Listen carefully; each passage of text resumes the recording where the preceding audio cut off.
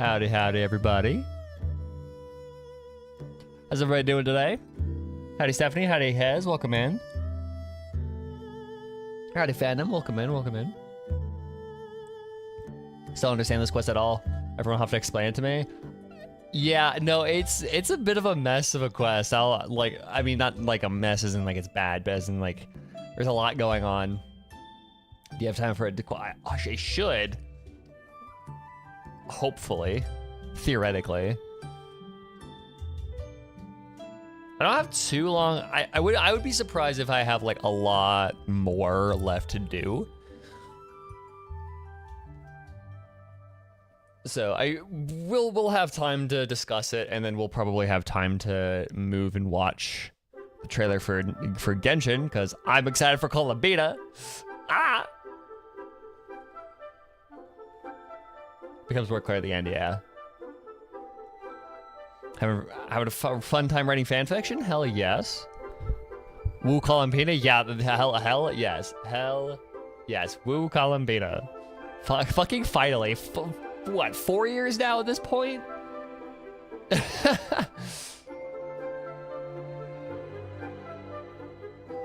Such a filler patch, yeah.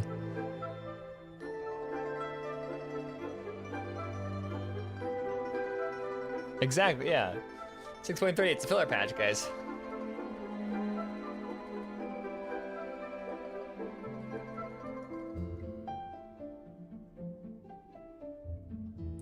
I mean, to be fair, like, I've also written stuff during exam times. Like, it's tempting.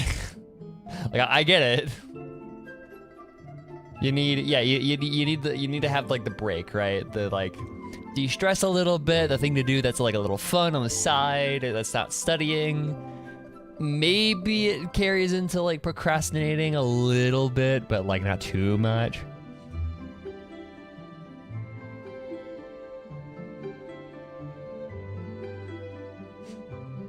Also writing like 3 essays for, oh, good lord. For a single exam? Okay.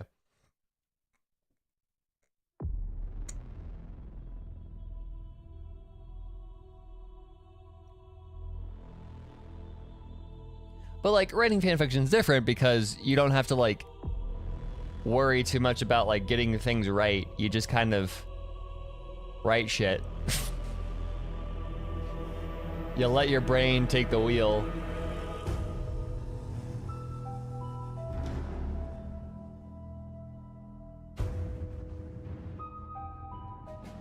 So it's much easier to just write shit. We don't know which prompt it'll be. Oh, that sounds like a very terrible format for an exam. I'll be straight up.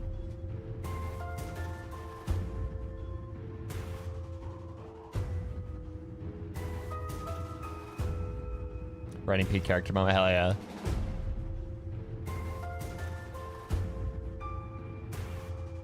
I have been so absorbed by programming that like I haven't actually really had time to write.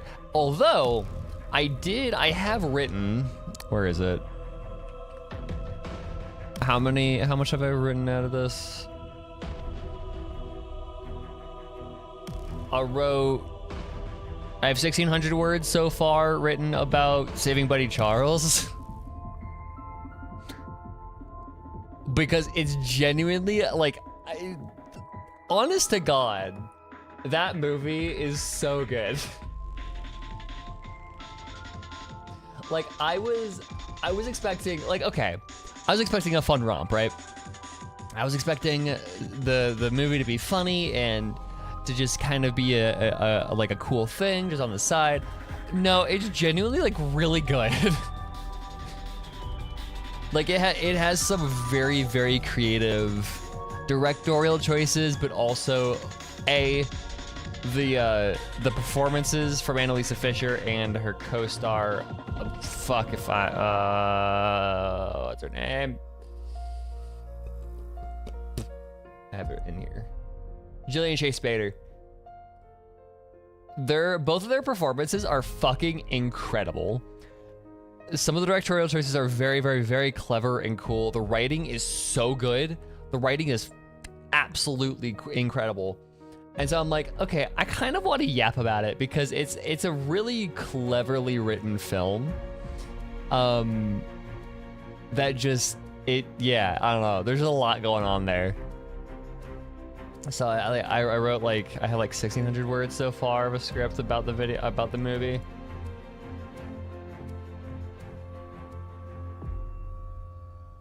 But aside from that, I've just been so like absorbed and obsessive about like having Linux on my machine so I can just write C code. I can just write code and I don't have to futz around with like Microsoft being terrible and like Windows machines not being very conducive to programming. I could like on a Linux machine, you could just like you could just write C and it works and it's great. I love it. You compile shit with GCC just right there. It's awesome.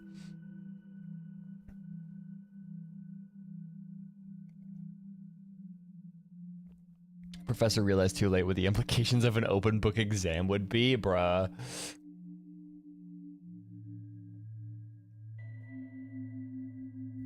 Gotta love that. I am starting my next semester here in a week and a couple days. So next Tuesday. So I'll be right back with y'all. Ooh, yawn. I'll be right back with you here in a bit. So, yippee. Alrighty, so to get right back into it, without much further ado,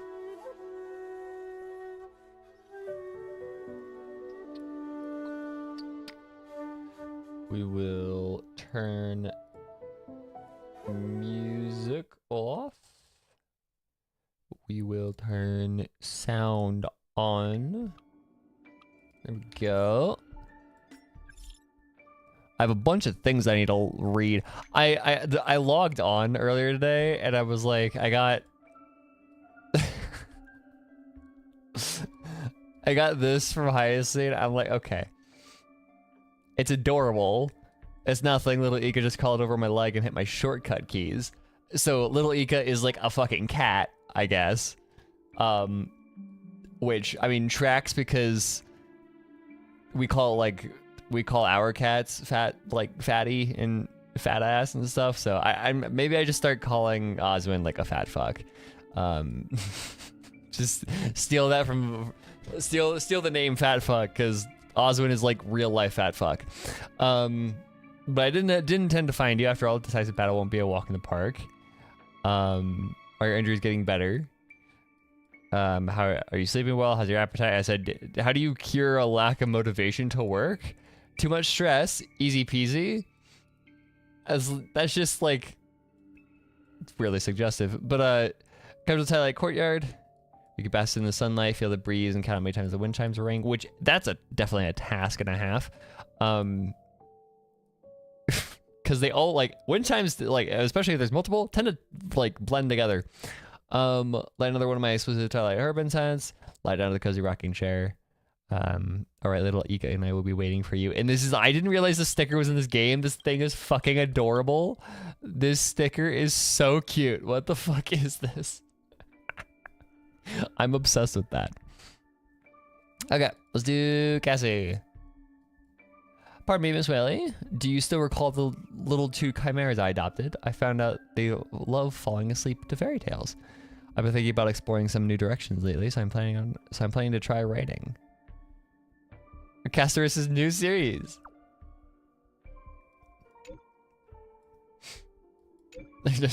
Her new AO3 account. Actually, I was just about to ask for your opinion. Here's what I have in mind. The protagonist actually accidentally enters a small town inhabited by cats and mice, singing crows, pink piglets, and a cooperative ant family. They're quite sociable, love playing with the protagonist, and really enjoy listening to stories. They love those stories very, very much. When the fairy tale town enters deep night and everything quiets down, the animals just can't fall asleep. Wait, hold on.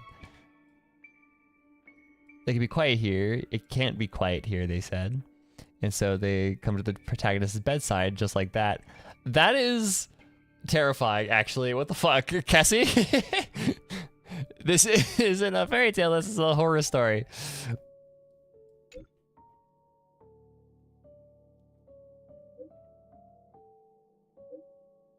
Yeah, no, that's more of a, especially the it can't be quiet here.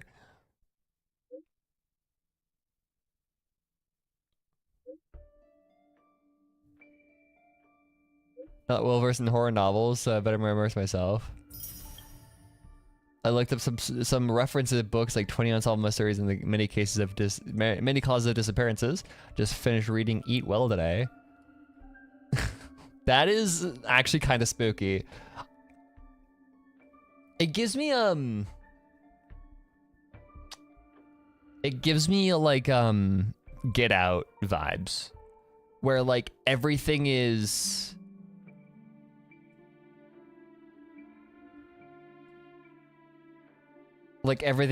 hunky-dory and all cheerful and like friendly, and then but there's like a dark side to the entire community.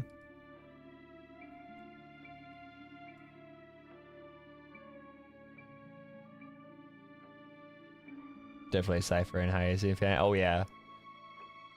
Recently official AU on HoYoLab. I think I haven't read it, but I think I saw that. Which is so funny.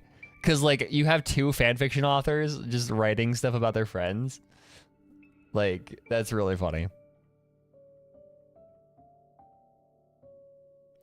Okay.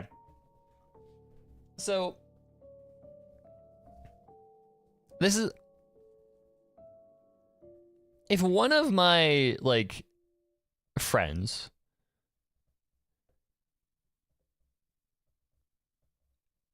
if one of my friends that are women just randomly shared their location with me with no context, I would be so concerned immediately. But the fact that it's Herta makes it slightly different. Like if one of my femme friends just randomly shared their location with me out of nowhere without letting me know ahead of time, or had like no message, because like some of my femme friends like will say, hey, yo, Whale, I'm gonna share my location with you just in case we're going out on the town. I'm like, okay, cool. Like, stay safe, whatever. It's good for me to be able to like, but they will tell me we're going out in the town. We are planning to be back by this time, whatever. I'm like, okay, cool. That's very good. That's useful. Smart. But if they just kind of randomly share their location with me with no like context, I'm like, okay, now that's concerning. I'll try to.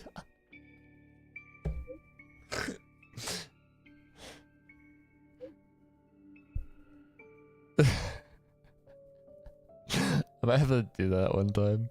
That's a really funny bit, actually. I love that. How do I get there?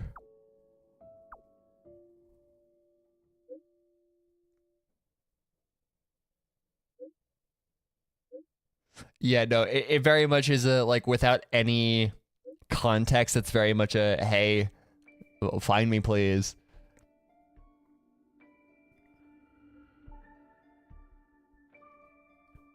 See for yourself.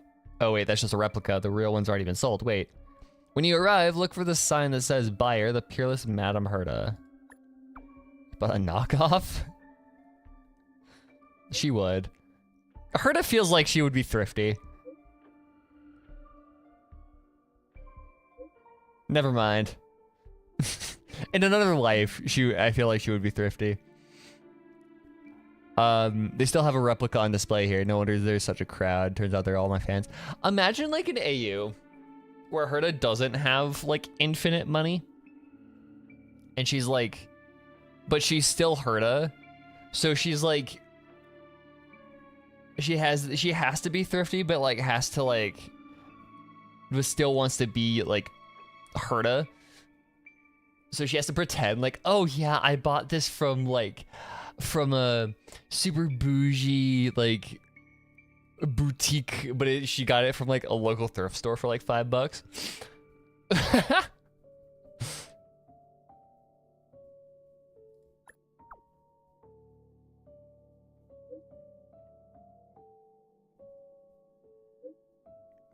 No one has recognized me, but they praised how similar I look to the real deal and even gave me some Herda merch.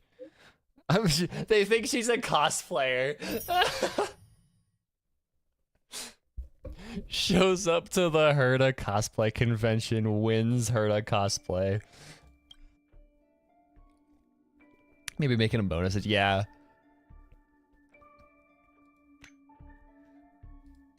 Denny. I record my sleep quality from sleeping on grass 3 times. I found that compared to with other sleeping postures, this one was much more restful. The drill masters recommended it. I've updated the sleeping method in the data bank. Where are we sleeping? In the field, on the grass, anywhere close to the ground. I love these stickers. These stickers are so good.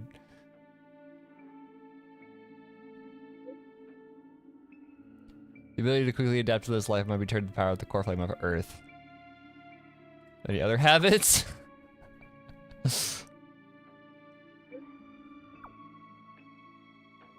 I was just thinking if you could hold other powers, maybe you could also... Ice facial treatment.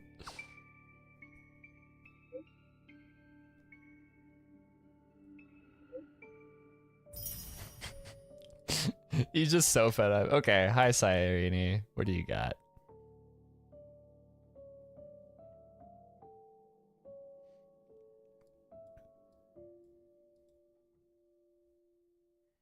Fire, ice, or lightning? I think fire Dan Hung would be dope. Well, because we got water and earth, right?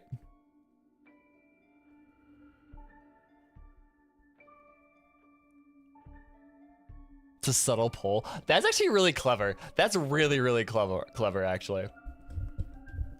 Okay. Ta-da! You have a message receiving. Ta-da. A girl named Sairidi would never leave so easily. Another beautiful day, and of course it needs flowers to make it complete. I really put a lot of thought into choosing this bouquet. A prismatic crystal rose grown from a single seed, carefully nurtured by my own hands. Daintila flowers from Castor's garden, each petal shimmering with dewdrops. Sunflowers and Canterbury bells from Hyacinth's courtyard, like gentle sunlight. And there are blue moonlight lilies, baby's breath, white bellflowers. Can you guess what my favorite combination is? Ta-da! A bundle of wheat of Aedes Elysiae. Whaley, when you receive it, remember to close your eyes. The scent of wheat will transport you right back to that village. And that gorgeous violin piece. I fucking love that, like, that really adorable, simple violin tune. It's still one of my favorite, like, bits of that quest.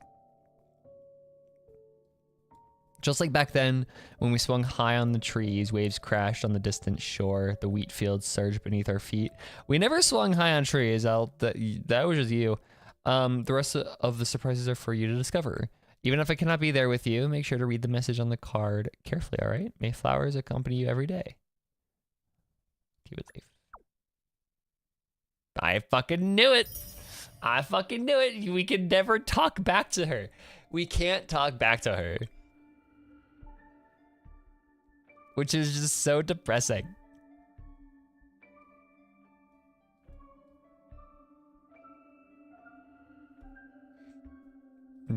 Makes me sad. Okay.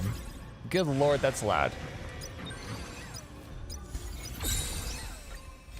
Okay. And this toilet, whatever. Currency was... I also have Starlight Homecoming, I think. No, I don't. Never mind.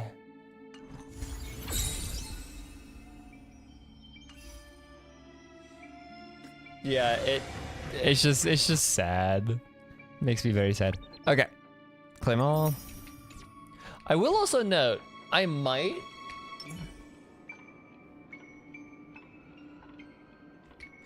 I might also throw a couple of wishes at Lingsha, because my Firefly team still has only a 79 Gallagher. I'm not bringing it up to 80 because I think it's funny.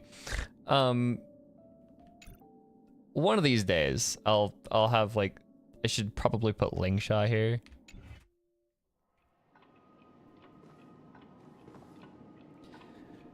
Okay, so last we left off. Last time on Honkai Star Rail, we were talking with Dahlia, and we got confirmation about how Elio in the finality works. Sorry, I'm late. Also took forever to type because YouTube kept reminding me I had to be subscribed. You do?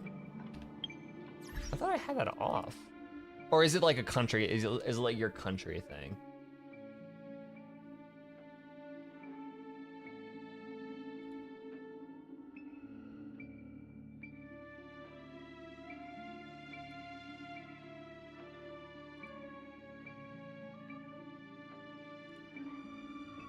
I could have sworn you were able to chat if no matter what.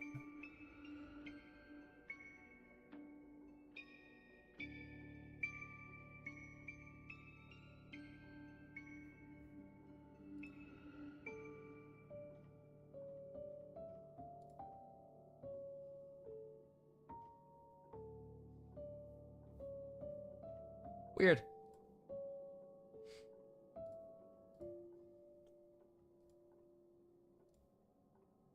Your chat is subscribers only? How the fuck do I turn that off? Could have sworn it's not.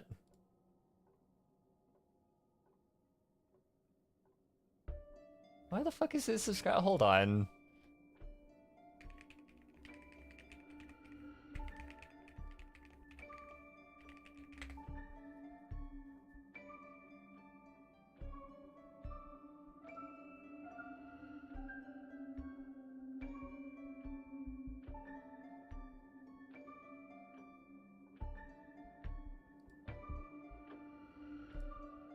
Your activity, stream settings.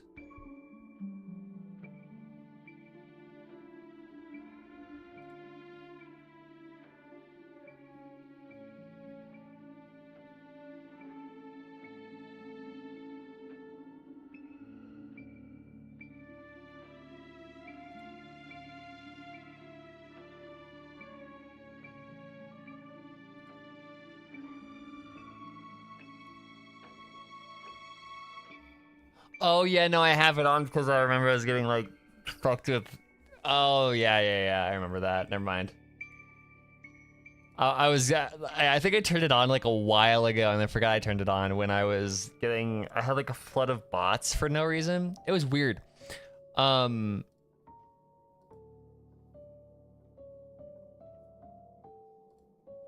I think that's why that's on. I don't know. Whoopsie do. Anyways,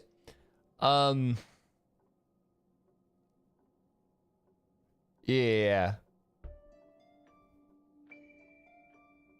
Whatever. So yeah. I got. I had enough. I had enough traction. I was starting to get bots. Crazy. Anyways, so back onto it. So we just finished like re-examining what happened in Panic County, and we had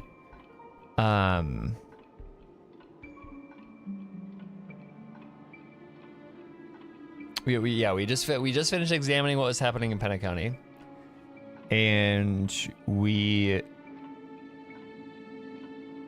had a discussion with Dahlia about the finality and what it was, why it was, the fact that there was a black cat here, and those shadows of cats are kind of a sign that finality is passing by. And that we had a run-in with finality, And that's roughly what I remember. White cats? I mean, black cats have a lot of folklore associated with them, right? A black cat passes by you, it's the sign of bad luck and all that jazz. So it kind of makes sense.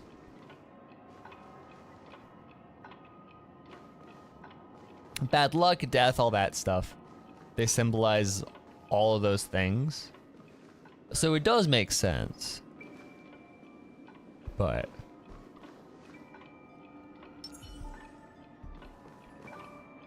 yeah, just examine this room.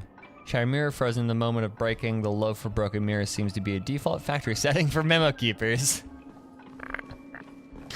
Yeah, maybe Terminus just like thinks things should be cute. It's still early. Where to now?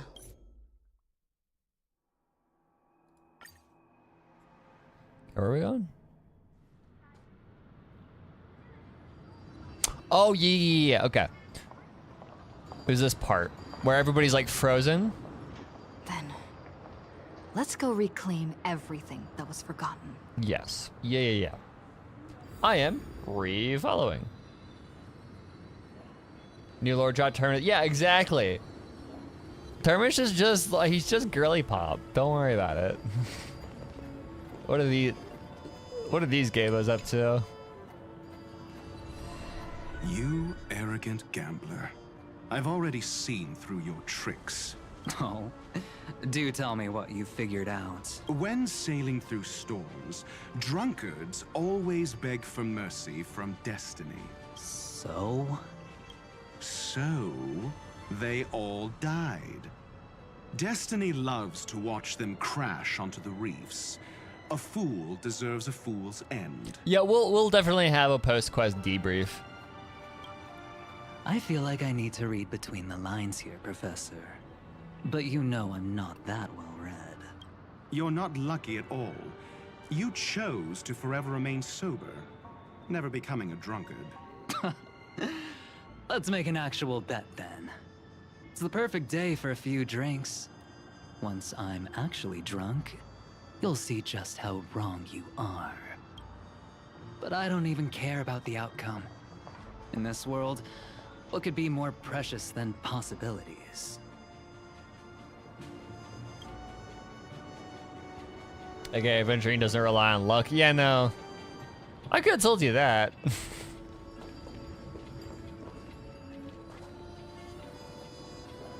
Sans bad omens, which actually contributed to their decline. Yes, exactly. Isn't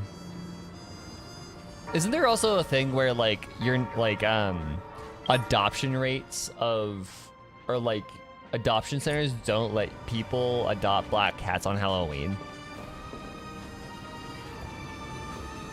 because of like their death rates like spike during Halloween? Creating a brand new path. That's truly astonishing.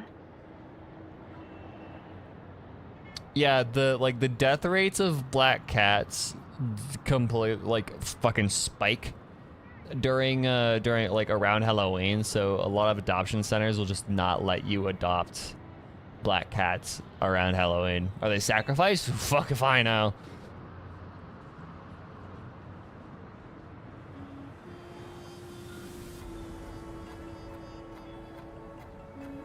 How many times a day do you think Aventurine asks, hey, let's make a bet? At least once. I think like the average day has like a once, roughly. But then like when he's on a mission, it like spikes up like a lot to like 5 or 6. It depends, is Jade around? Still remember people's kill it. Yeah, no, that was fucking wild.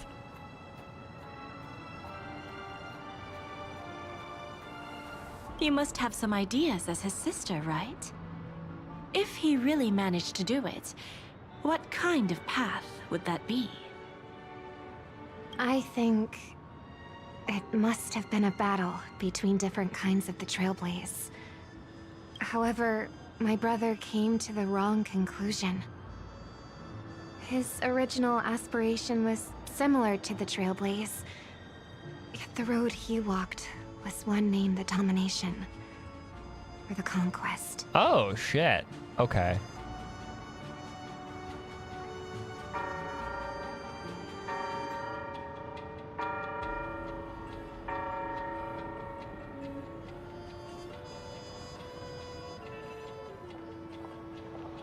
Oh, that's interesting.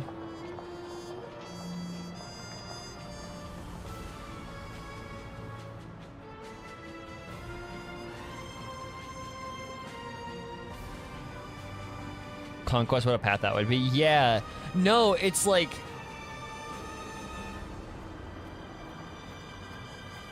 He almost... He almost invented, like, British imperialism.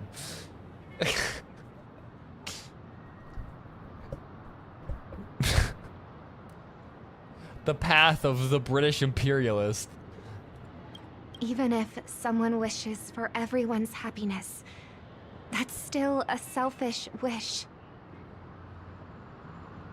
Yeah, universe-wide, exactly. There will always be those who don't want to be saved, who want to save themselves. Do you also think that there shouldn't be any god in this world? Interesting that they use singular god here instead of, because there are multiple, right? Unless we're talking about like the monad, I guess. That's just a weird way of phrasing it. No. Even a god who does nothing can at least give people something to believe in and find comfort in.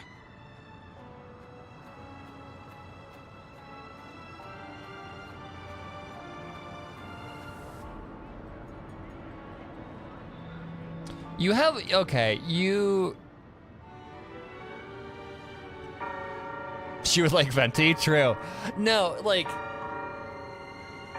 This is so on brand for Robin's character because, like, she's very much an optimist. She's very much sees the best in everything. And so, of course, she's like, no, I see and believe the best in religion. Even after her brother was a victim of religion. Like, it's on brand.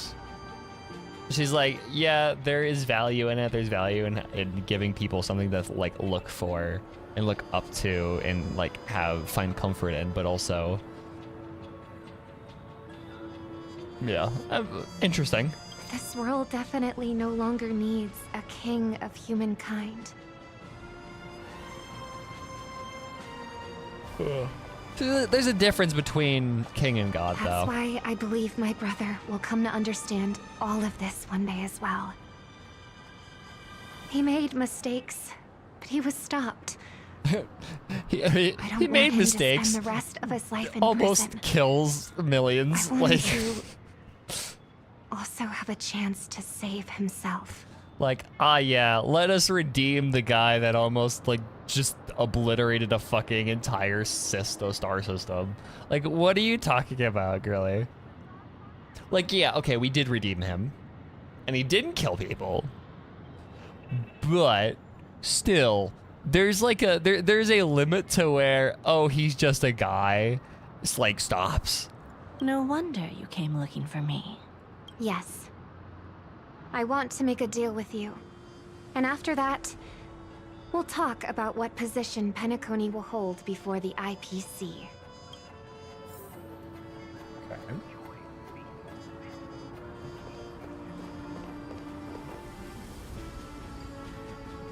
I'm gonna do those two last, because that sounds funny as shit. Hi, lesbians. Let's go, lesbians, let's go. Burned. Yes. Just like with Mr. Aventurine back then. Nihility infected the dreamscape the moment you drew your blade. Thankfully, this is the world within the dreamscape. Constance took all the knot upon herself and burnt it away completely. Perhaps she won't be able to fully recover for a long time. I'm very sorry. Don't be. She's got other pressing matters right now. That's why she asked me to meet you. She really wants to thank you. She's betrayed too many people, facing death threats from Avengers at every moment. She used to delight in dancing with death, but at the moment she burned away the nihility, she said she was blooming. She said that, for the first time, she felt the joy of being alive. That's interesting. This wording reminds me of the Dahlia part in the Everflame Manor trailer, where it feels like Come to it think looks of like it, it's the People flowers all both believe blooming that and the burning away. Dahlia's floriography means betrayal. But on the planet where it was first discovered, the locals saw it as a symbol of life and prosperity. Interesting. Which, can I just say, the visuals in that trailer, and like the visuals in that trailer, the whole the Flame Manor trailer.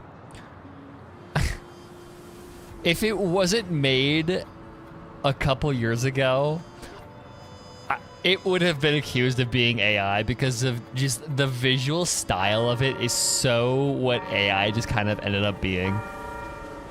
I just had to say it. I was watching it. I was like, this looks like this would have been AI, made by AI.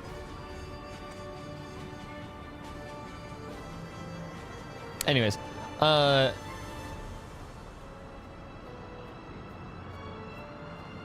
local size is a symbol of vitality, prosperity.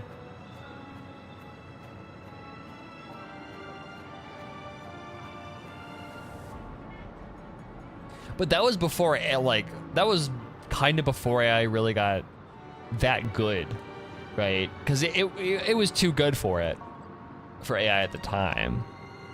But it was like, yeah. Anyways.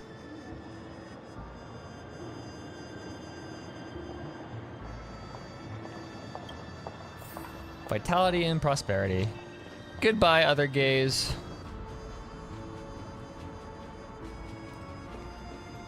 You should also watch the Annihilation Gang video thing that they dropped on New Year's Eve. I should.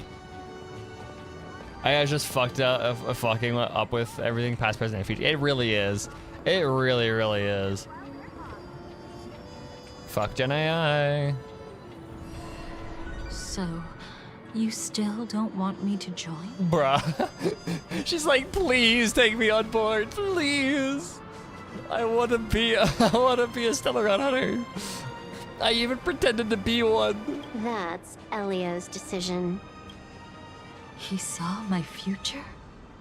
In all possible futures where you join the Stellaron Hunters, you will ultimately choose betrayal. You shall become a Lord Ravager named Ephemera, poised to destroy the Remembrance. Oh shit, okay. But we already have a remember, do we? No, we don't. Wait, hold on.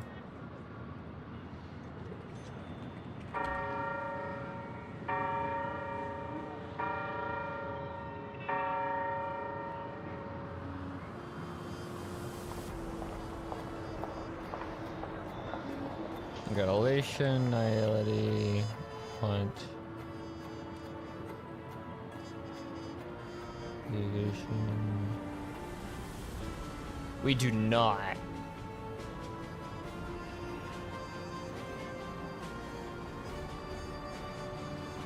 Yeah, Elio said a resume denied. You are going to get poached by the other corporation.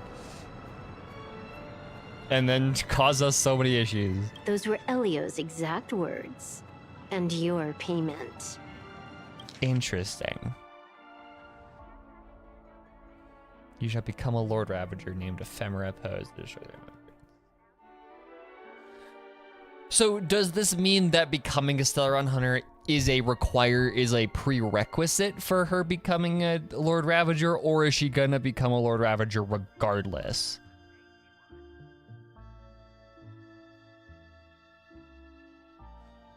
Like that, the wording of that is interesting. Like they're two different sentences, right? So like, in all possible futures where you join the Stellaron Hunters, you will ultimately choose betrayal, and then you will become, or is it you will ultimately choose betrayal, and regardless of if you join or not, you will also become a Lord Ravager named Ephemera? Like the wording of that is interesting. Payment? After everything is over, we want you to burn some of her memories.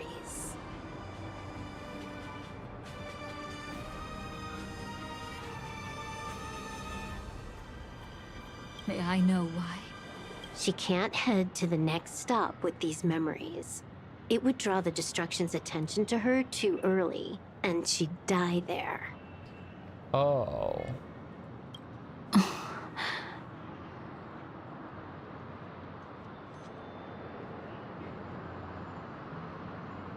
A phone call on... That's so weird. That the subscriber only is being like that futzy. Okay, strange. I can do that. But I'll give the memories back to her sooner or later. In my And that's own what way, that's what happened right here. whether you try to stop me or not. No one will stop you. It is already written in the script. It will be a new beginning. The 4 apocalypses will converge towards the destruction because of it, while the cosmos will join hands to overcome that annihilation. 4 apocalypses converge towards destruction. Okay. So now the guessing game is what 4 paths are the 4 apocalypses?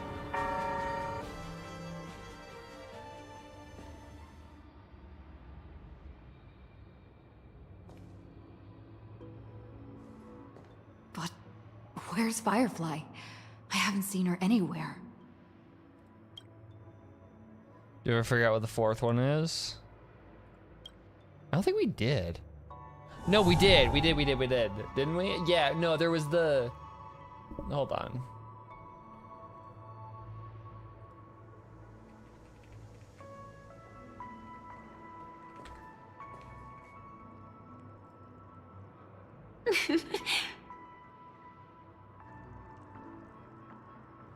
Destruction, harmony, nihility.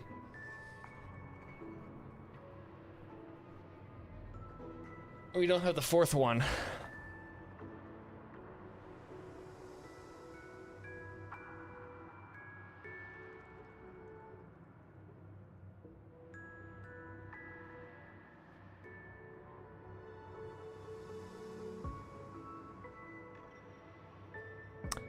Oh, okay.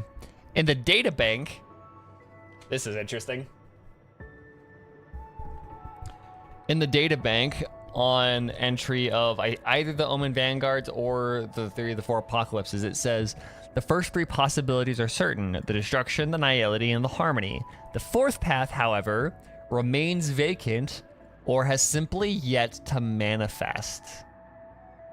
Even Noose cannot calculate the next turning point of the universe's destiny, though the future remains uncertain. The Natural Express must be ready. Has yet to simply yet to manifest is interesting. So it could be a new path. Yeah. He could have become Sunday. He could have. I think.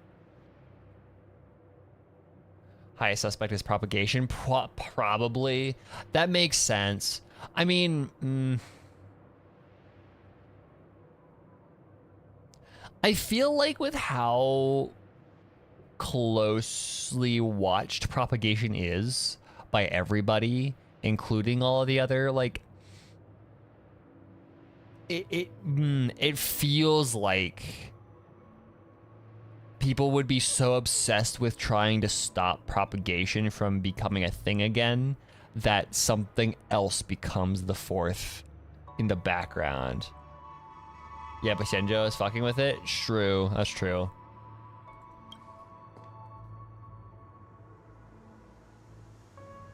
Found you. How did you know I was here? Maybe it was connected. Oh, there 100% is. Considering the last time that we heard Adrilla when was during the storm disaster. How are you feeling? I'm doing okay. Sorry. I wasn't trying to avoid you. But I have my own reasons. Can you just let me stay here by myself? No.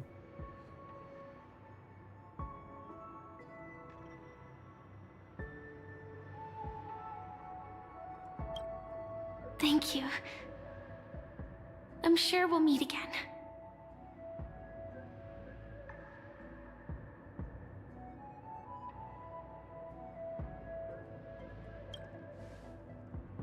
Actually, there are some things about you I feel I should tell you. But I don't want to get you in trouble. Sorry. No, tell us, please. Please. No, I must keep my promise. How did you know about the promise? I never mentioned it. Don't underestimate my intel network. I don't think I've mentioned it, but I wrote down everything I wanted to do in my journal before coming here. I'm staying here because I want to fulfill the last wish written in it. I've been quietly following you and watching you from afar for a while, but I still didn't want to disturb you. I hope your dreams begin with a smile and end. What's your last wish? To see the fireworks, of course. I heard there's this huge airship in Penacony where you can get an absolutely photo-worthy view of the fireworks. So, let's go watch the fireworks.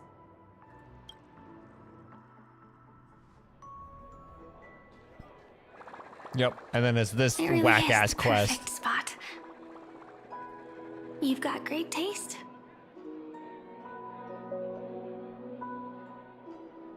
Oh my god, that is the most flirting fucking line ever.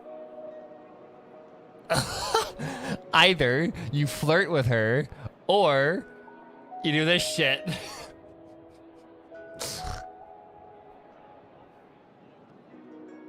I have a knack for finding beautiful things. Either way, thank you. Looks like it hasn't started yet. Let's sit for a while. I didn't realize it was a flirt and pick the other option. I mean, the other option is just Stell, but like, it's just her being a goofball. I wonder whether everyone feels speechless at times like this. Nervous? Maybe it's neither. There's a saying that I always liked. When it comes to someone we want to meet, we always imagine the scene before it happens. Imagine the words we'll say that would make them smile. Slowly but surely, all the things we want to say would have already been said before we even met the person. And when we finally meet again, we realize they're even more beautiful than anything we could have imagined. Yet, at that moment, we find ourselves at a loss for words to express just how amazing they really are.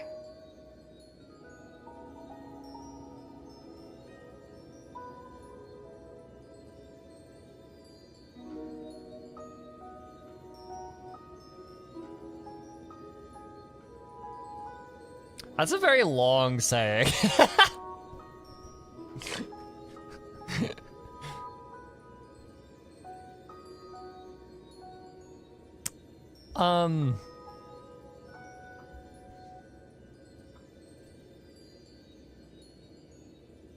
Yeah, why do you care so much about me?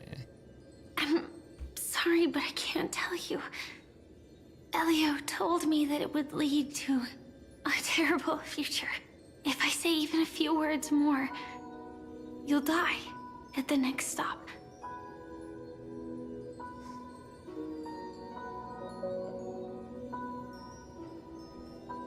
All I can tell you is why our paths crossed again. Long ago, you promised me that if I could dream, then you would make it a beautiful daydream.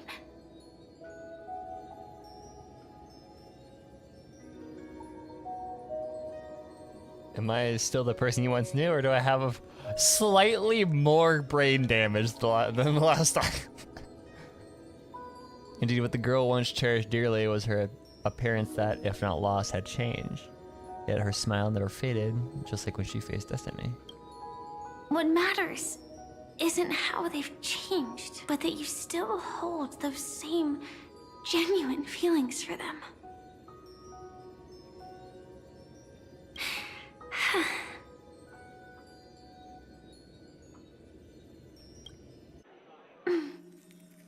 I'm sorry. You okay? Yeah. Actually, I still haven't experienced one of the 3 deaths written in the script. I only realized it after Anna's dream dissipated. I've made a mistake. Being sent to the Dream Flux Reef by death could hardly be called a death at all. That would have been way too easy. As for the true 3 deaths, the first one, I have known its true form for a long time. I can't dream. After I woke up, I would never dream again. In other words, the me that exists in this dream would completely cease to exist. The second time, I was killed by the swarm disaster.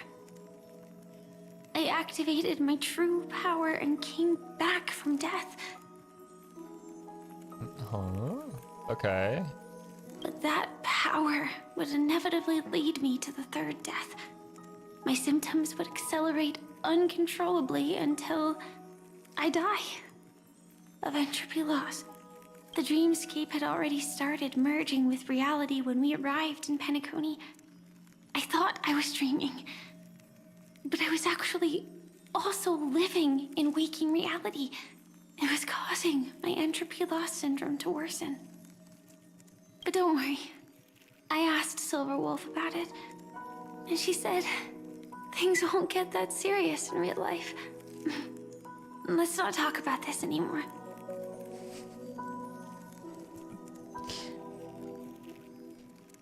All of this is making me...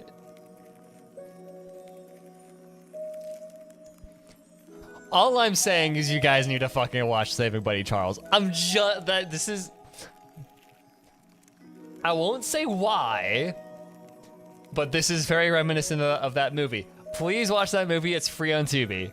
Just fucking watch it. Anyways. I just don't want to see you looking sad. This is our most beautiful daydream. And we should see it through with smiles on our faces. After all, we never know when we will use up all the moments we have with someone across all space and time. Hey, could you close your eyes? If this is my only chance to dream, then I want you to see the best version of me. As we near the end, let me indulge in a bit of perfectionism. Just like what I used to do. Let's close our eyes and imagine ourselves being together, even if you can't see me. God, they were so gay. Oh my god. What did we do in my past life, dude? What the fuck? Oh my god.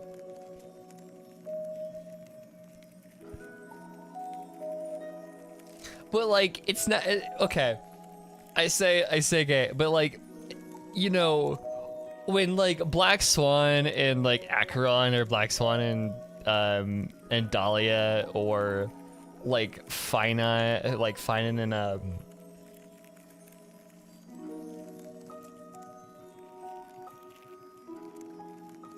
Mighty. Why the fuck did I blank on his name? Holy shit. When Finan and Mighty are in like the same room, there's like a lot of like really intense sexual tension to their gayness. This is just like these two were just so like romantically and hopelessly in love with each other. Like it was like the most wholesome like girlfriends on the Stellaron Hunters. They were roommates, exactly. It was like they were like high school sweethearts, exactly.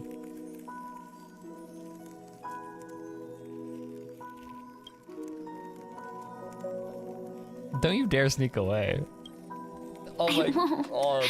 Cause like Firefly was so wholesome, and then like Stella's also just wholesome but also a bit of a tease. But yeah, they give so much high school sweethearts vibes. Whereas like Mighty and Finan, like, you know, those two fuck. Like Let me think. Where should we start? So Rolf, whenever those two were starting to flirt, she was like, yeah, get a room. Right. We should start where everything began, of course. Although I'm not entirely convinced that the Stellaron Hunters isn't just like one big polycule. Speaking of those two, why is the Cyan? I know the Cyan version of the bath scene is so gay. It is incredible. Like, I'm surprised they got away with that.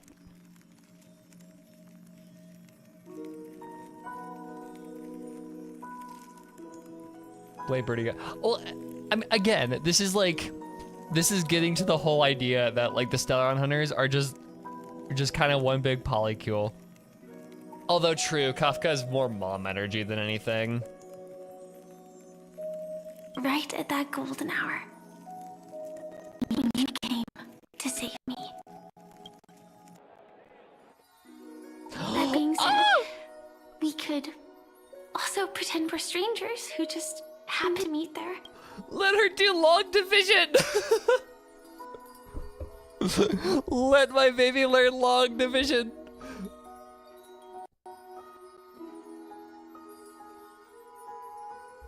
Oh my god.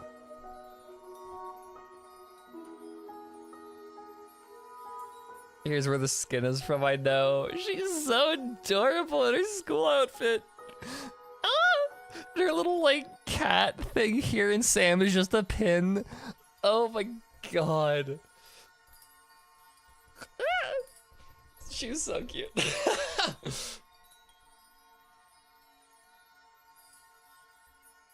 Yeah, the kitty's here, and then Sam is just a pin, she's like he's something from like a mecha anime and not her like only way of surviving. And like Me, I'm a student traveling to the golden hour, and it'd be nice if I had a bit more pocket money. Oh, and when I show up there, I should dress up a little fancier. I doubt Elio is an actual cat. So with what Dahlia was saying,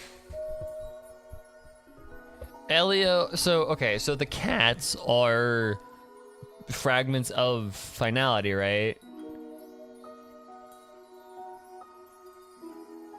But like Elio is something different. So, I mean,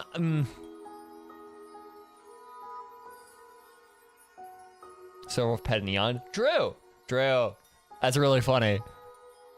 Imagine being this god that is like one of the most powerful beings in the universe, and all you could do is get pet by like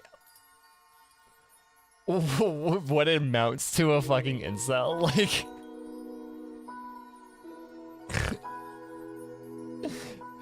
Like, yeah.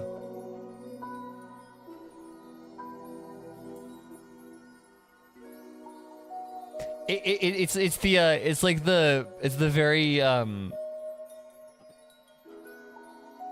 yeah, it's like a god that's just like, yeah, no, I'm a cat, I can't do shit now. Like I don't, I'm just, and I like head scritches because I'm a cat. Like it's really funny. To be fair, that girl can hack reality. Doesn't change the fact that she's a fucking loser. And you're a student too. But you came here from a really, really distant planet. Completely unfamiliar with your surroundings. Then, a bunch of mean-looking thugs jumped out, trying to pick on you. When that happens, I'll step up to the plate. Yeah. Let me be the one to save you this time. So, Firefly wanting to be the White Knight? Yes, true.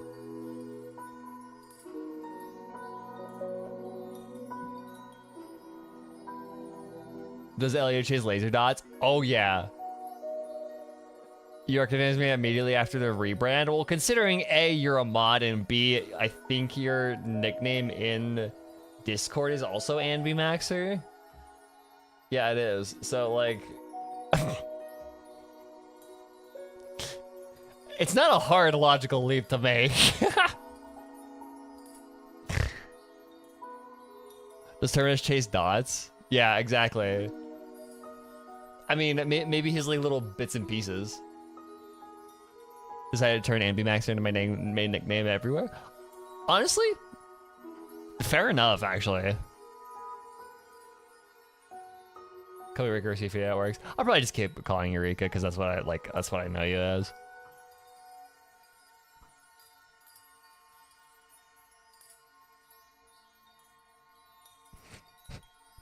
I just read the first option. Oh my god. They are so hopelessly in love. Oh my god. Okay.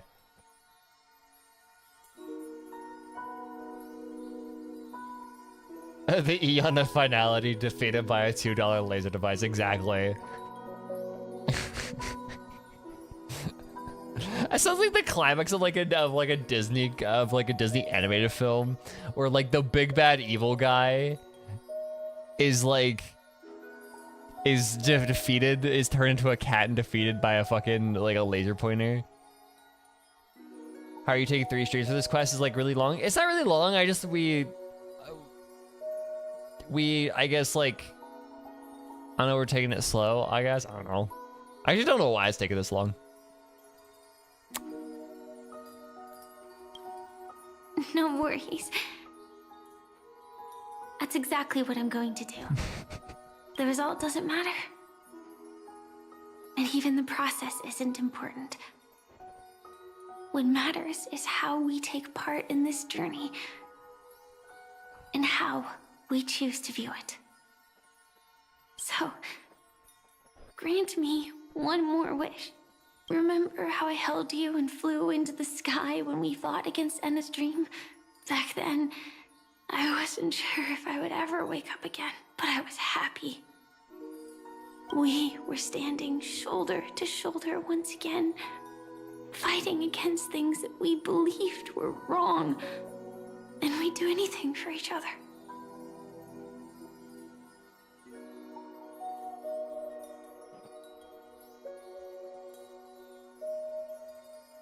Still, I have a tiny, selfish wish.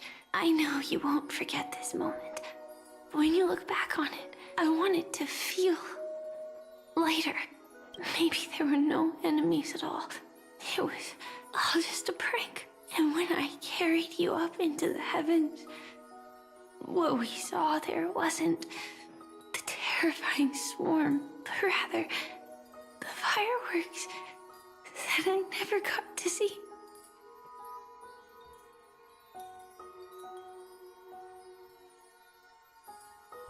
I imagine Stella saying this line with just tears in her eyes. Like she says this one through like absolute racking sobs.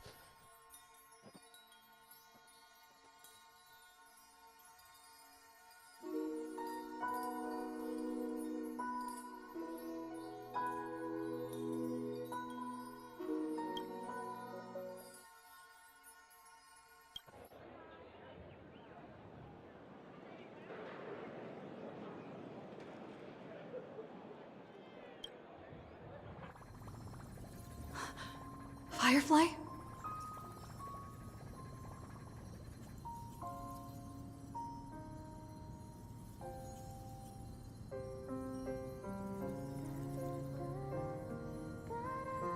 Fuck off with the... Oh, good lord.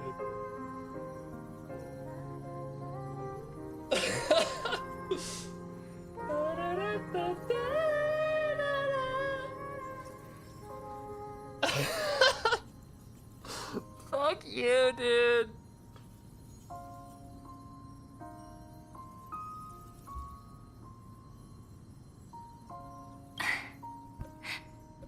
Elio said we're destined to head to different finalities, that we can't have a future. No! No, the Doom Fury! It's literally doomed by the plot. No!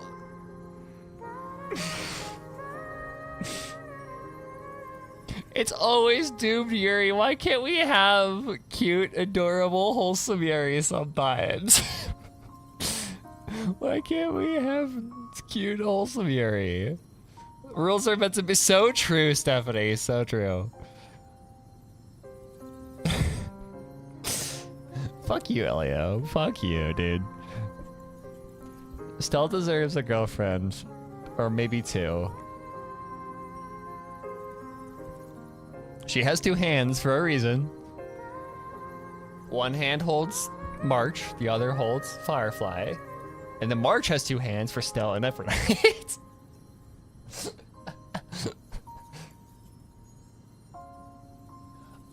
All I'm saying is this confirms that Elio is homophobic. He's not letting the girlfriends be girlfriends. That's why you told me that you'll give me a daydream more beautiful than any ending could ever be. I'm looking forward to it. But can we really not step over the ending together?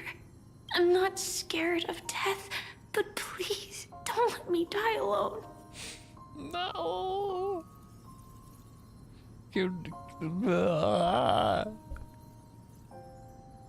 They say you're destined to bring about the finality.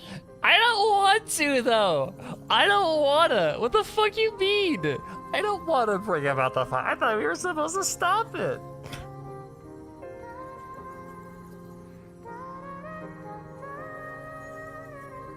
But I believe you'll be there.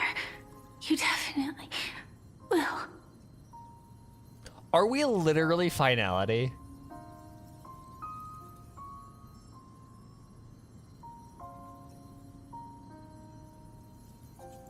Yeah, no, exactly. Transcend, yeah.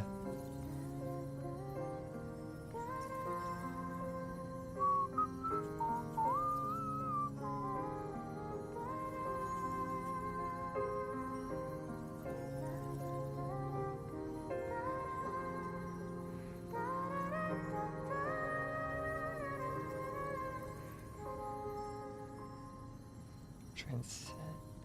I don't understand how those are synonymous with each other.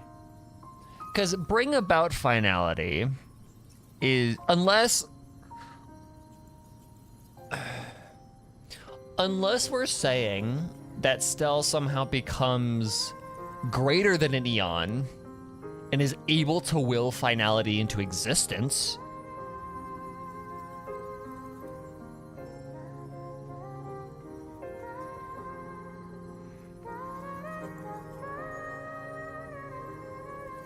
Because to me, bring about and transcend are different things.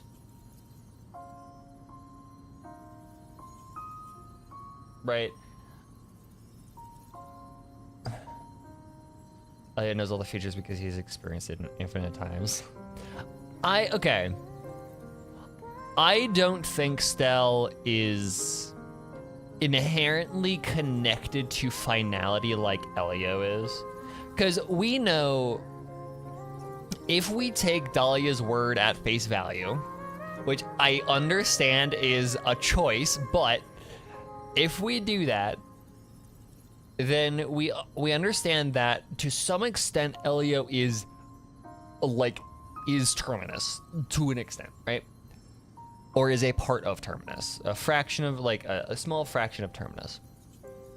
And so are all the other black cats that you might come around, right? That might come around. So, I mean, if Stell was associated with black cat imagery, then I might buy that. But she's not a black cat, she's a filthy fucking raccoon.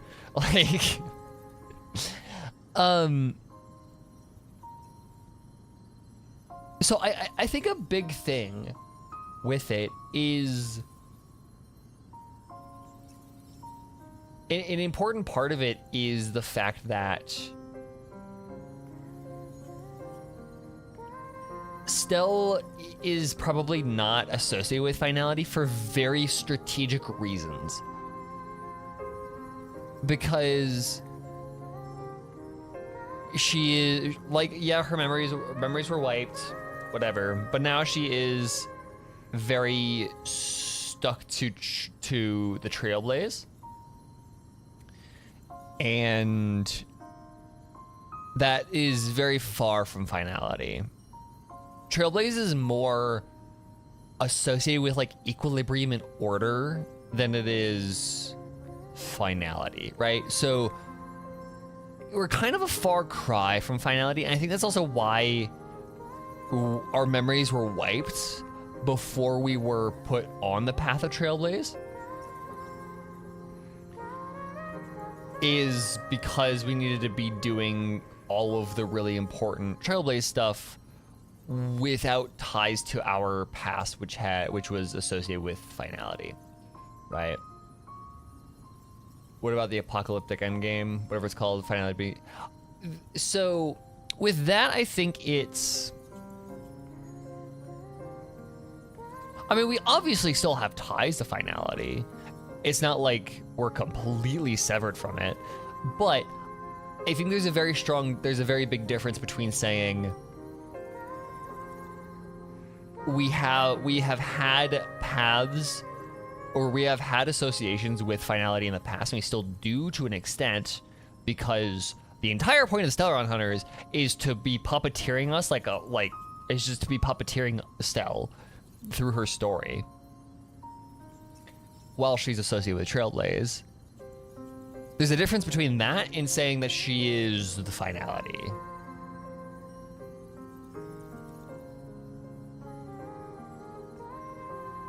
Maybe start as destruction because we are fighting against our path? Possibly. Maybe. But then also Firefly here is saying that we will transcend, because that is an interesting point, is they never say we're going to, the wording here is very specific with not we're gonna become finality. It's either we're gonna bring it about, or we're gonna transcend it, become beyond finality, something other than finality. Kind of like Kiana, right? In that way. So it almost seems like we're gonna step over becoming finality and become something else, right? We're gonna reach destruction, we're gonna defeat destruction, and then we're gonna take just a really big step, complete step over finality and go beyond that. And so my interpretation of that last line is, or you're destined to bring about or to transcend finality. My interpretation of that initially was you're going to become something so powerful that you are going to willingly say finality happens now. Not that you are finality. You are something else that you become like the computer admin that says wipe the drive. You are not the software that does the drive wipe. You are the admin that clicks the button to say start wiping the drive right now. We might actually. That's actually a really good idea, Stephanie. We will become the fourth path. That's really good. That's actually okay. That's a really, really good point. Only you can know it. Fuck you! And only you can decide. This cosmos certainly doesn't exist solely for you, nor does it flow only under your gaze, but it's forever waiting for you to save it.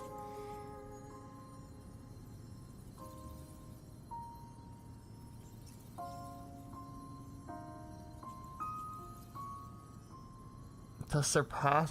Yeah, no, that is. And that kind of goes towards it. Of becoming something more powerful than an Eon.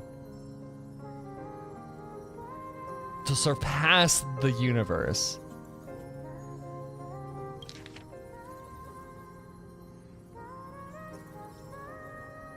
They say you're destined to bring about the finality, but I believe you'll be there. You definitely will. Only you can know it, and only you can decide. This cosmos certainly doesn't exist solely for you, nor does it. So the red text... Oh no, that doesn't make sense, because red text is nihility. Fuck off, dude. Okay. What is the red text doing here?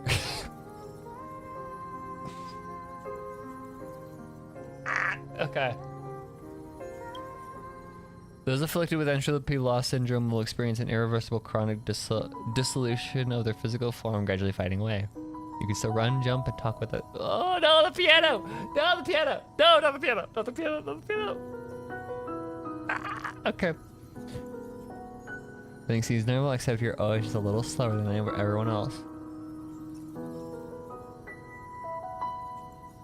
Da, da, da, da, da, da, da.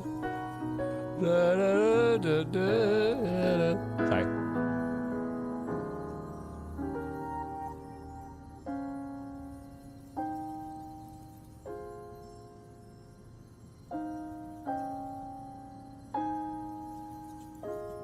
I think, yeah, this is the background of that, yeah. Da, da, da. Da, da, da.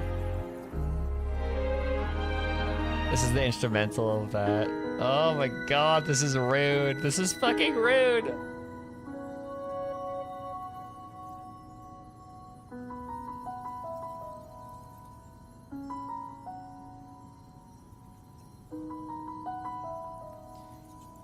I think it doesn't mean nihility, but a line that we should not know maybe, or is critically important. But that's what the gold text is. The gold text is like highlighting, hey, this is important, y'all. But the red text is like, oh, cause like some of the most mundane stuff was, yeah, exactly. That's a good point, Hez, actually. No, that's a good idea. I specifically like the idea that it is something that we're not supposed to know. Something beyond the script. Something that's not supposed to be said. Which is interesting.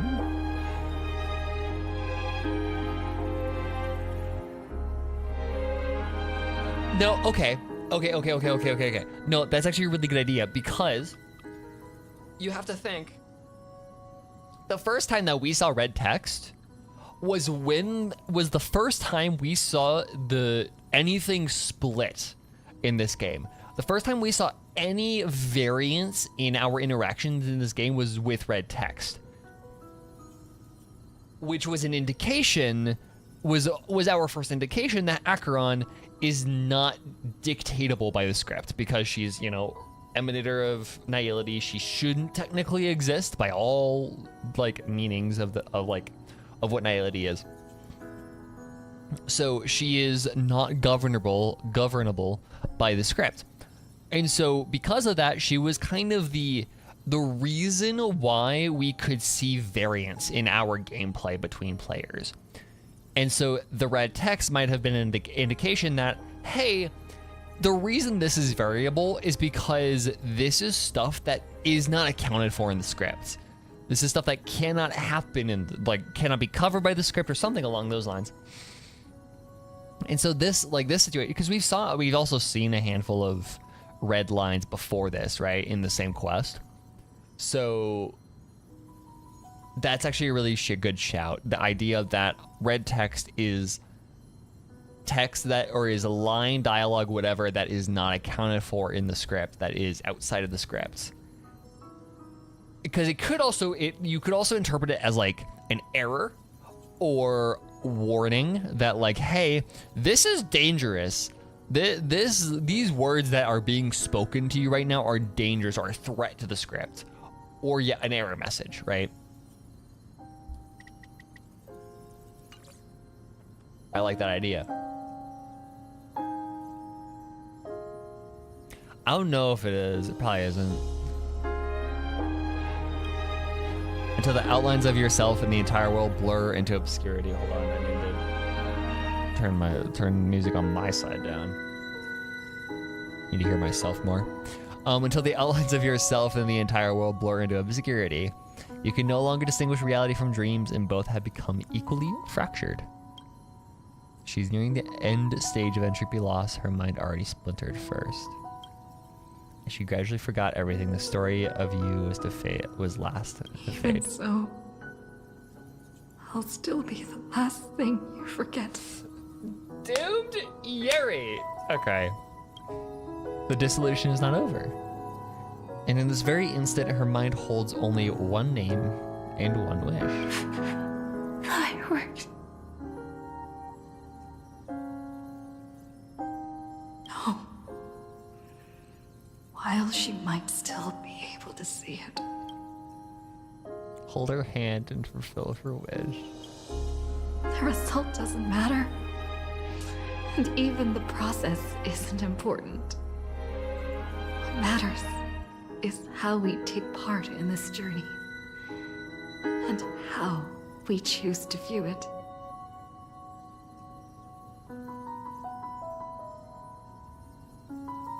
I'll do everything I promised you.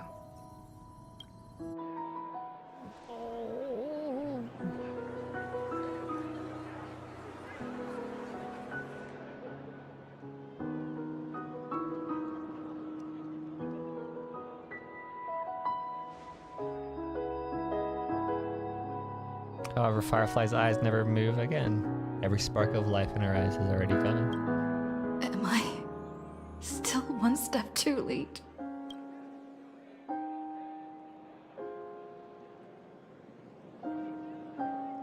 It is too late. You would rather remember her in the way she wished, and in your mind, the ending would be a happy one.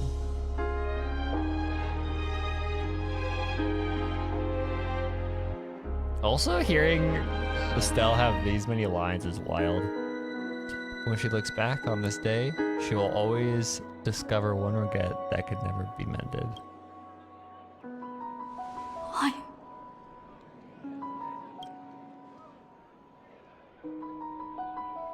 The crowd buzzes with excitement, and the fireworks are about to light up the sky. Okay, interesting point here. Where did the fucking narrator come from? Since when is there a narrator in this game? Like this is kind of weird.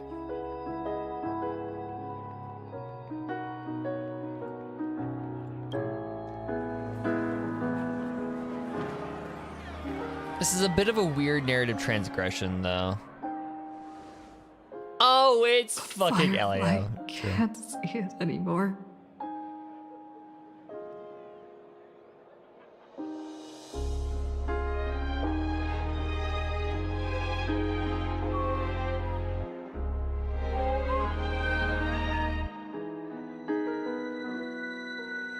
Narrator Estelle? I don't think so. I think it's Elio.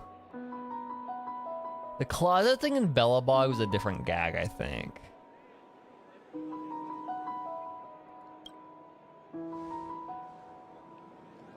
As a song comes on the wind. Will she be clear? Because she is gone forever. The bouquet you gave me, can the sound of its petals falling keep me awake always?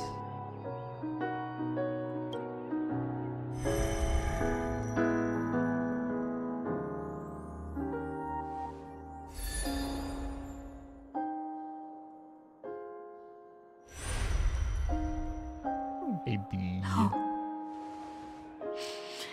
It's not beyond saving.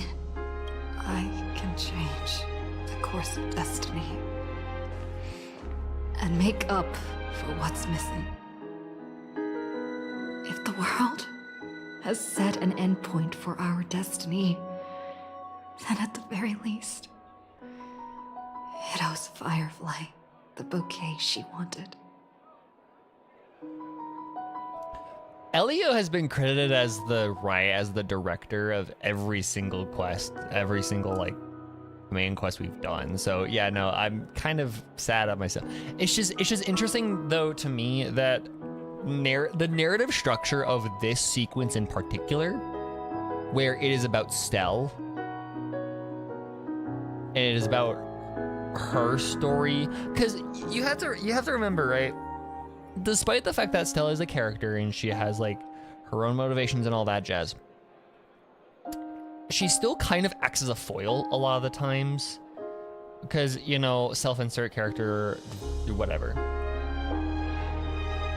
But the further we're getting into this game, the more we're getting into the idea that Stell is not just a foil, or not a foil, that's the wrong term, like a blank slate. She is a character that is developing,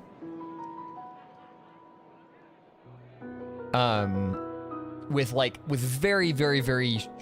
much stronger pace and intention than someone like Ether, right? She is a genuine, honest-to-God character.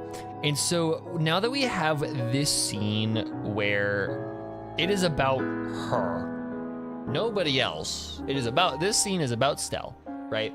Yes, Firefly is here. Yes, Firefly is pseudo-dead right now. The scene is still about Stell and about her past and about her making vows to Firefly to make up for her whole thing, right? Like, that's what the scene is. And so I find it interesting that when we get a scene about Stell is when the narrator pops in for much more scene setting instead of somebody else, right? It's just interesting to me that that's like a thing. That he's always watching. I think Elio just is omniscient to an extent. He always knows what's happening at any one time. The voice at your ears blurs, then fades into silence. You recall the fireworks in your memory where Firefly caught you as you fell from the sky and carried you up into the heavens. At that moment, the words she spoke left a perfect footnote for the story, one belonging to her and to everyone under that night sky. You know, this footnote no longer exists. But at this moment, are we watching watch Stell remember? No, we are in... This is Stell, like, going through memories, I think. Right? Like, she is, like, kind of like Inception into the memories instead of... I don't know, whatever. Because this is what actually happened.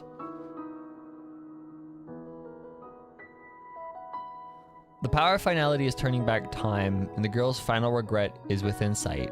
A beautiful daydream.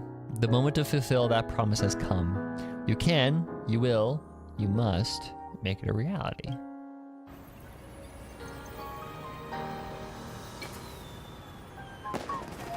You see, everything is possible in this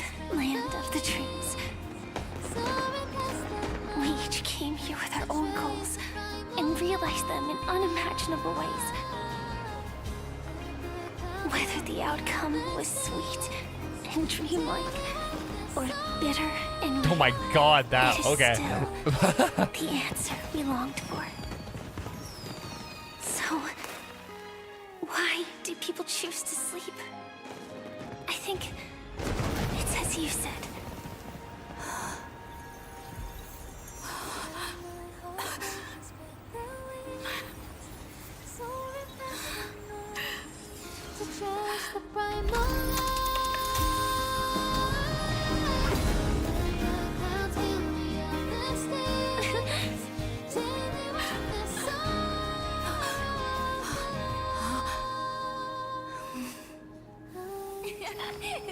So when tomorrow comes, we'll wake from our dreams, smiling.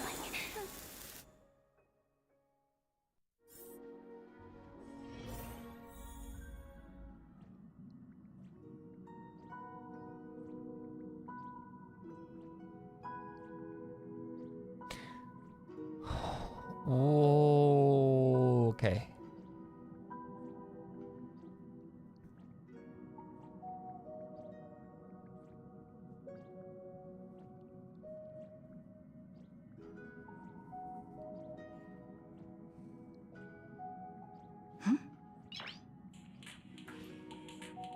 Nice.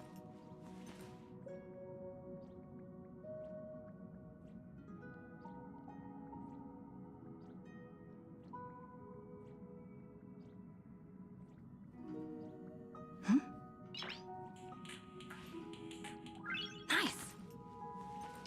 That goes against my understanding of what finality is.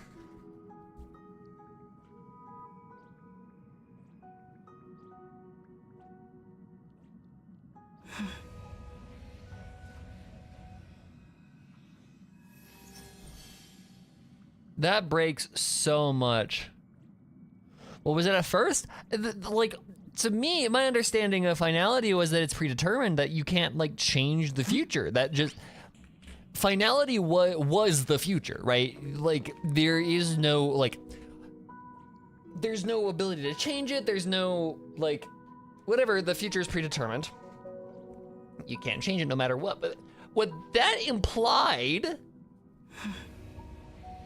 was that you can.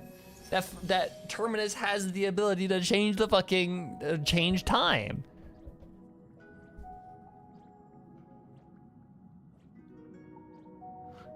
So what is 2.3 real? Is that what we remember about a lie? Is it? Yeah, so pretty much. Nice. Okay, hold on. Let me finish this.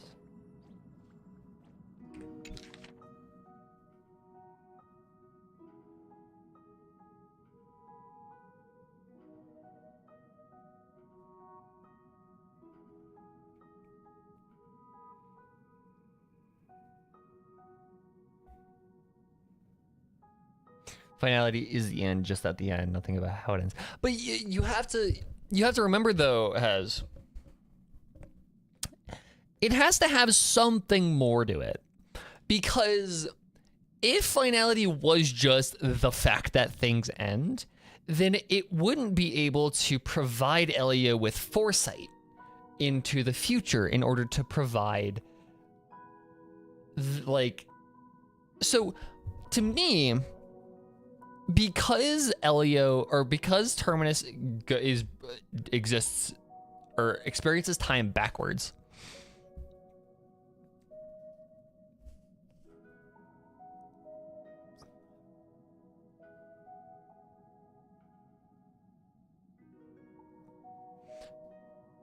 Terminus walks into the I don't think you can do that though.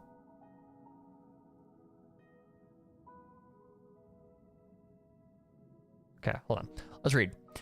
A photo taken at an unknown time, but the reality of its touch is undeniable. In the past, this scene truly came to pass, leaving behind a proof of its transpiration. Though few are aware, a young girl will smile when she recalls a beautiful dream she once had.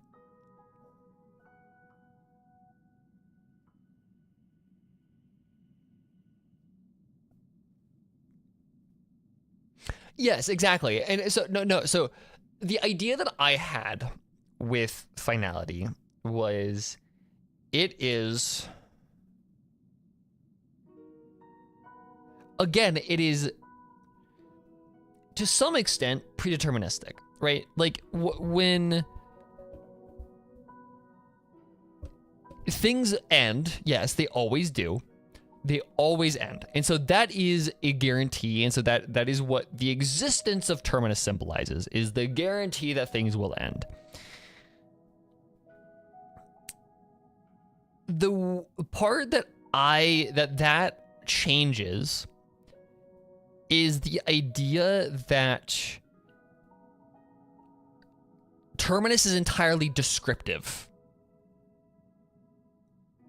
Is, I guess, what is the best way of putting it, right? In my previous understanding is that Terminus's nature is entirely descriptive. He is not prescriptive, which is to say that they cause the future to happen the way it does.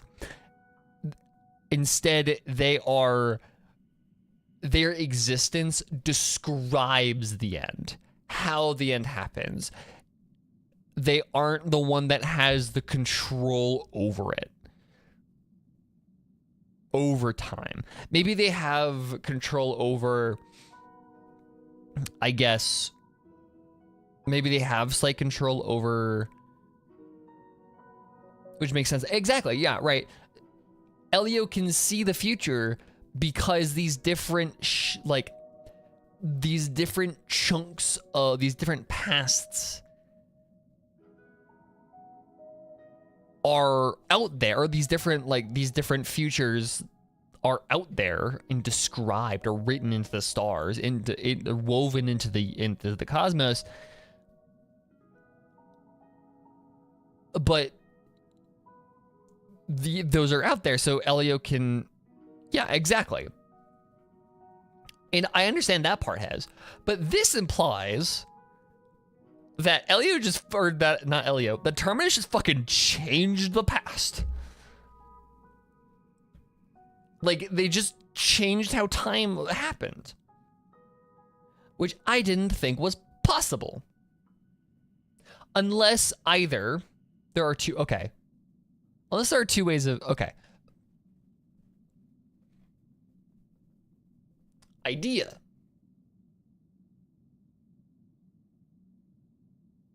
Other is I'm still trying to figure out what of 2.0 actually happened.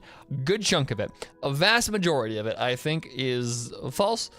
Or, okay, maybe not a vast majority of it, but like good, solid chunks of it. I think it's safe to say that whatever happened in 2.0, okay, I think what we should say, going forward, we should take everything regarding Penacony going forward with a grain of salt until we get straight answers from someone we trust, aka the Stellaron Hunters or anybody else, right? Because Dahlia, not trustworthy in the fucking slightest. So until we have someone like Acheron Black Swan or any of the Stellaron Hunters say, hey, this is what fucking happened in Penacony, you don't remember it properly, then I'm not going to take a single thing that happened in Penacony straight. Maybe aside from the Firefly stuff.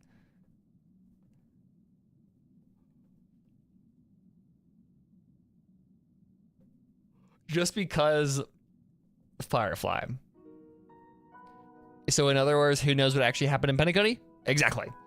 I don't think we can trust the understanding of Penacony as we have it right now. Because our own memories are fallible, and so the narration that we had in 2.0 is not reliable. And now we were given memories from a very untrustworthy source, and so now we can't even trust those. But who avoided time travel like the plague with Otto? I have no idea whether they did this. I think the thing is, though, Chrissy, aside from whatever the bullshit with Terminus is, which I'm getting to, I think the difference between this and time travel is that a truth exists. A true version of events does exist somewhere.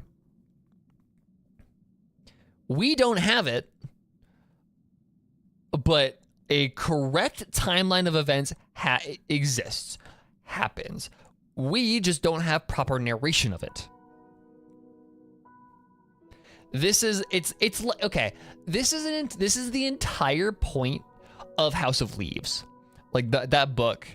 The entire point of that book is every single fucking narrator in that goddamn book is not reliable in the slightest. There is an entire sequence at the end of the book where Johnny Truant is like, yeah, no, I this is what happened when I fixed myself from drugs. I found these people that kind of sort of like adopted me almost, brought me in. I was roommates with them, and they were a really nice couple that fed me food and kept me clean and all that jazz. And then like the next chapter after, he's like, hey, you really fucking thought that happened? Bullshit, I'm still a drug addict, right? That's the entire point of House of Leaves. So you have to piece together the actual happenings of the book yourself, which is harder for certain things. But like for this, I feel like it's a similar idea of, we can't trust any of the narration in this right now, because everybody, like, our own memories are fallible, and the memories that we were given by Dahlia could be edited, could be falsified, could be fucking whatever.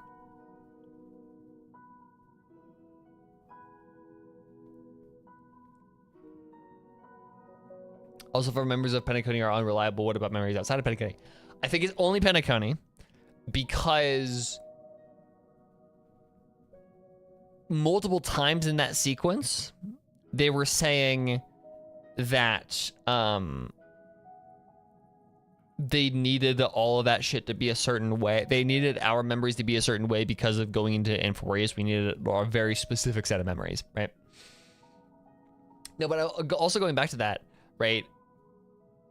The idea of House of Leaves is there is nobody's recollection of events is perfect or true or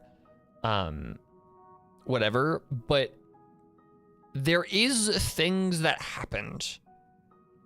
The point of the book is you kind of have to piece together the true happenings of the book by yourself. You cannot rely on a single narrative voice throughout the entire book to figure out what actually happened. And so I think that's kind of what's happening here, is there is things that happened. It's just we have multiple narrative voices telling us what happened.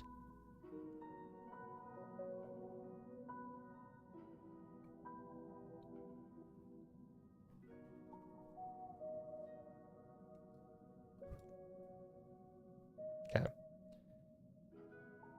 The dreamer is also the dream maker. The dream maker is also the dreamer. Only by offering up one's past can the most beautiful dreams be woven. People will not lose themselves within them, unwilling to awaken. In their beautiful dreams, they will regain the courage to face the future, and then walk towards tomorrow. Fuck you. Okay. That's Amphorius right there. Tomorrow here is Amphorius. Okay, so the idea I was going to go on about with Terminus is,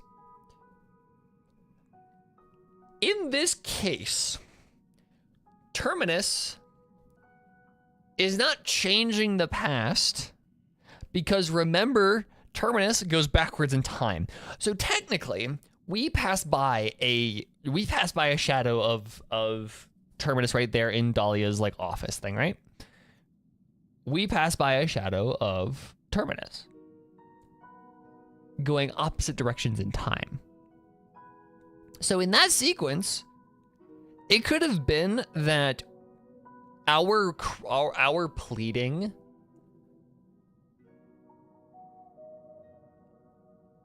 changed how a certain choice that Terminus, that like thing of Terminus had. Because maybe Terminus's future is not predetermined. Okay, this gets weird. The whole like, okay, this goes back to a really, really old theory of the idea of the only person that's actually going the right way through time is Terminus. Everybody else is going backwards. Because the idea is the only person that has jurisdiction over or has the ability to change their future, has the ability to change their destiny, is Terminus. Right? It's also because of GGZ, right? But the idea is that the only person that is actually like able to do, like the only person that does not have a destiny that is predetermined is Terminus. Terminus is the one that can make choices and can actually change their relative future. But because their relative past is our relative future, we don't have any say of that because Terminus has already lived. It's weird. It's so hard to think about. But that's the idea. Exactly. We can't do anything to change the future. Our future is predetermined because it is Terminus's past. Terminus has already lived it, right? It's like reading a book, right? The book is the same. It's already been written. So we're going to live, like, when you read the book, it's not going to change. You can't change the book down the line. Because it's already been written.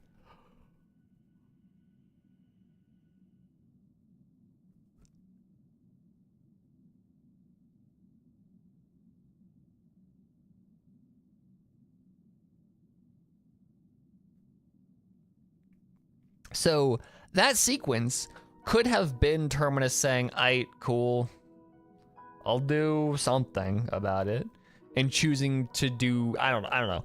It's unclear, but that feels like that's what that's kind of communicating, is Terminus has an ability to change the past, but not the future, which is fucking weird.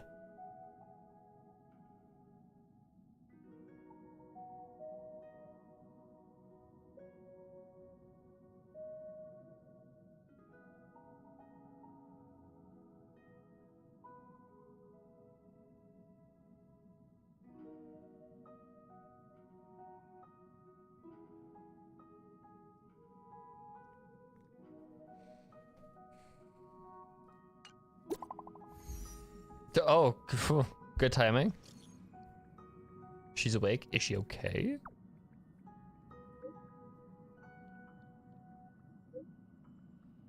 That was her first question too. Oh my god. Someone was like, "God, you guys need a room."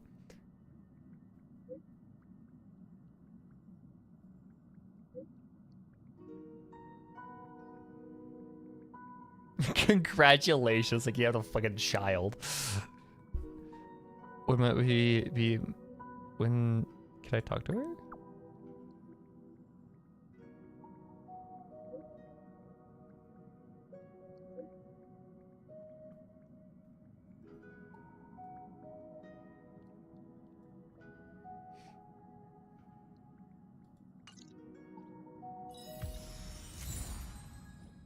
Dreams curtain call.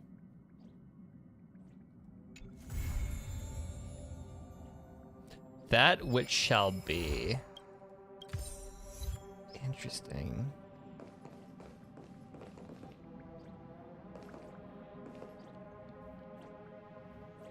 Real interesting.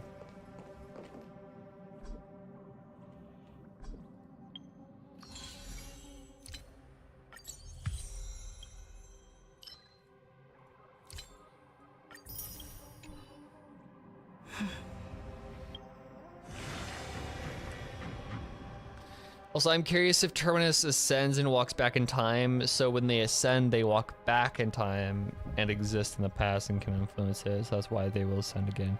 Yeah. So everything at the end of the universe, Terminus ascends. The universe will start creating a new timeline.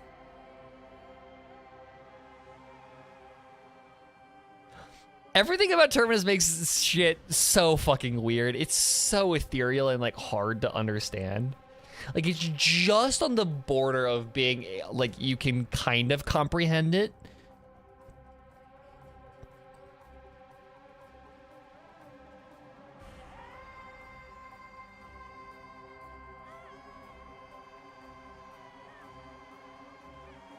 Like it's just on the border of comprehensible, and it's cool. I love it because it's so eldritch and like funky, but also like good lord, dude.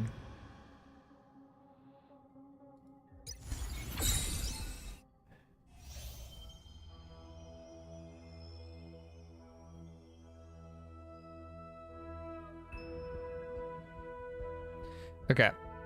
Let me read Stephanie's whole idea.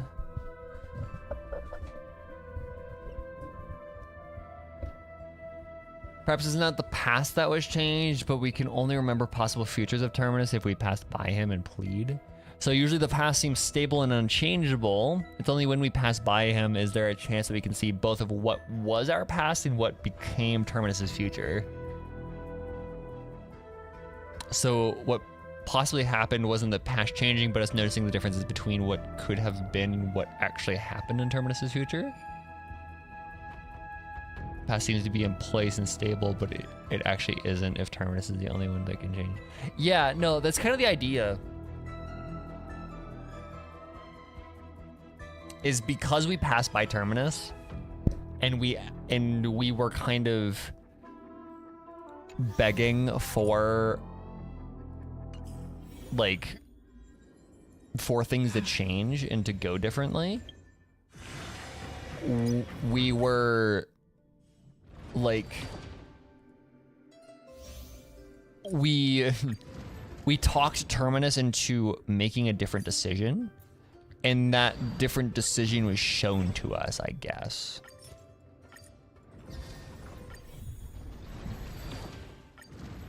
I don't know. It's weird. It's so fucking weird and hard to like wrap your head around.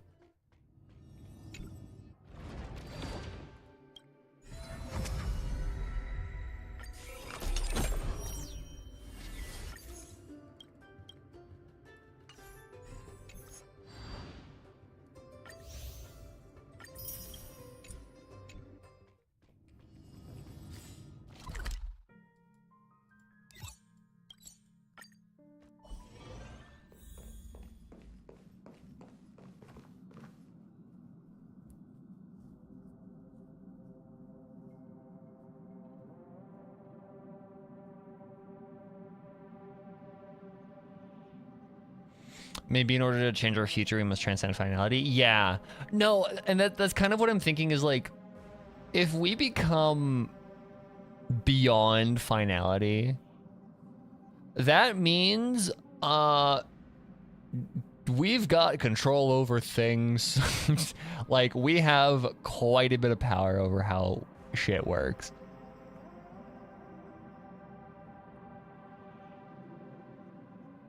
A is different. I mean, the Chinese term for a single character is Hanzi, but like, you can just use character.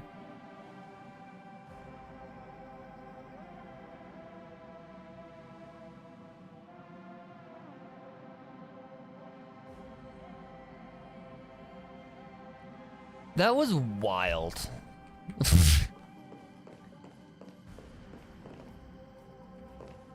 That was really weird.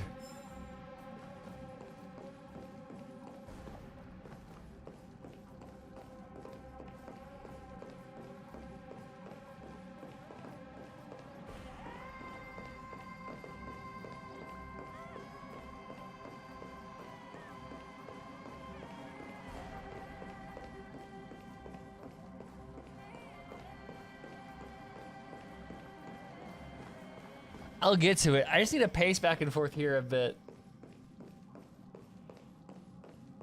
To just let all of that shit sink in.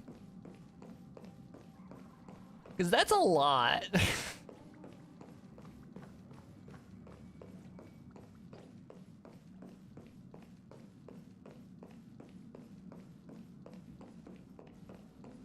Kikuta finality was described as a test of civilization and a narrative. Yeah, the Kikuta finality just kind of feels like one big ol' like, we don't know what it is, so fuck you guys.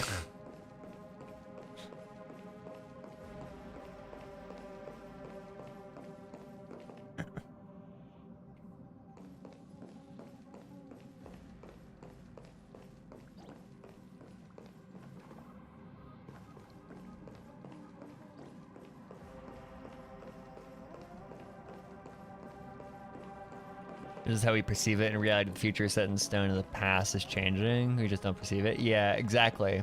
Because you also have to, I think a big thing, a core part of this game is the idea that memory is fallible. And the past is our memory. That's like it, right? Like it's almost part of the reason why it's like the past is always changing, because our memories of it are changing, I guess. Maybe? Which gets into a lot of discussions about the inherent mirroring between remembrance and finality.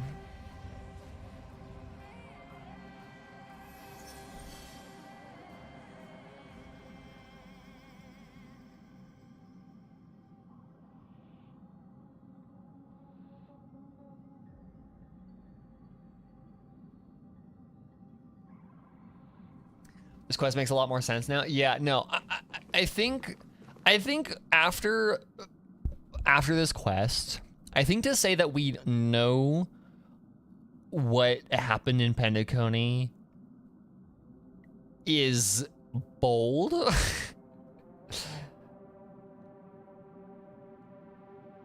I definitely think we need to go forward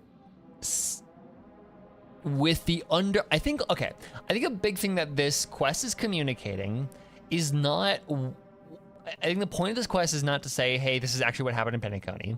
I think what this is saying is, hey, everything that happened in Penacony, you do not have a full understanding of, but it's more unimportant than you thought it was.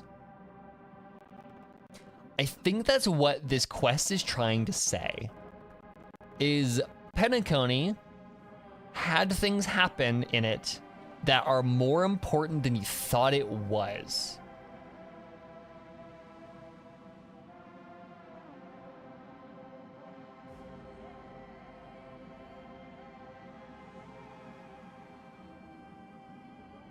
You don't really like time travel? I don't think this is time travel.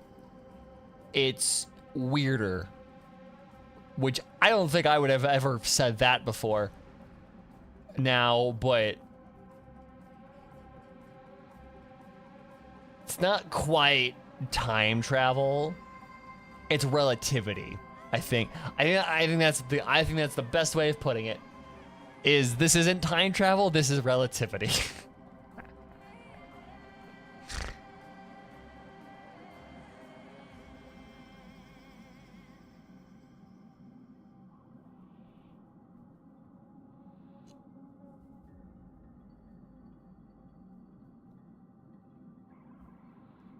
It's about not perceiving reality as it really is. It's about not being able to trust your own perception. Especially when you have beings that can edit your memory and people that are trying to manipulate you into doing stuff, right? Like, yeah, a big point of this is...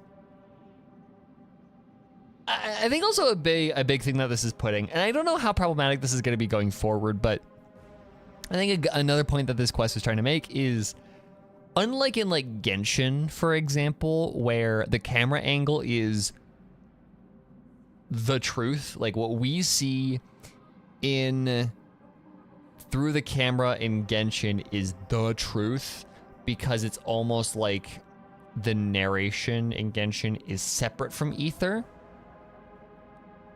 In this game,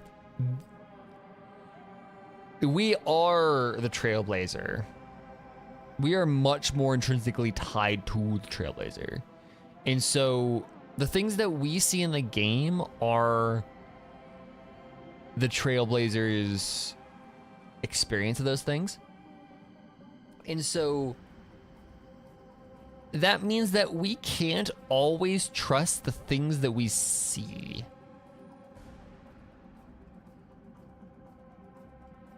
In this game, which again is very problematic, because that means that, like,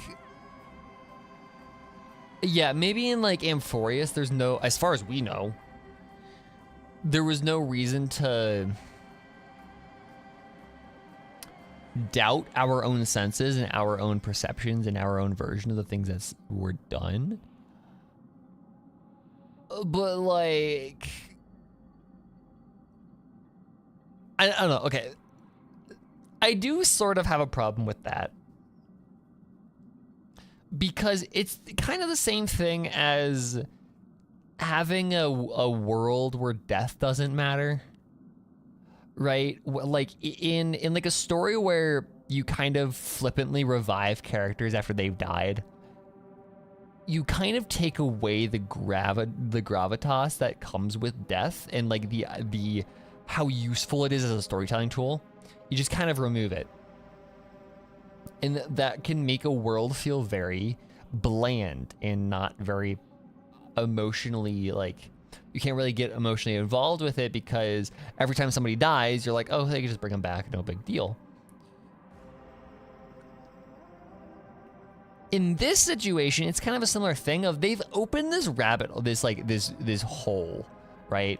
They've opened this they've created this very, very, very slippery slope where we could say nothing in this game with this quest and this idea of we cannot trust our own senses, because what we saw in 2.0 to 2.3 or whatever that the Penacony quest was, the original Penacony quest, everything that we saw there was not the whole truth. We could say, okay, does that mean that everything that we've experienced so far is not the whole truth? I don't think it is. I don't think they would do that, but it is possible. That is a thing that you could say, because it has been demonstrated to us that the quests that we play through as players are not a reliable telling of events.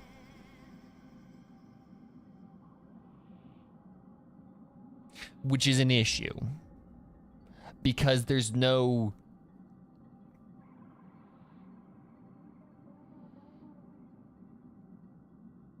it kind of breaks trust. No, I agree, right? It definitely is taking the story in bad faith, but the fact that you can make that argument is a little problematic. The fact that I can reliably say it is possible that Belobog never, it's like dream theory, right? It's the idea, it's just like this, you have introduced this issue, this rule in the story that can be applied way too broadly. Like, to the point where I could probably say Belobog, I can make the argument that Belobog didn't happen now that this exists. Now that these memory rules and that, like, Dahlia as a character exists, I can say that Belobog just didn't happen. We played through it, but because we played through Penacony, and Penacony was not the experience of Penacony that we had wasn't correct, then what's stopping them from saying, oh yeah, you were false memories of an entire experience in a planet called Belobog was just completely inserted falsely into your mind. Like, That's the idea.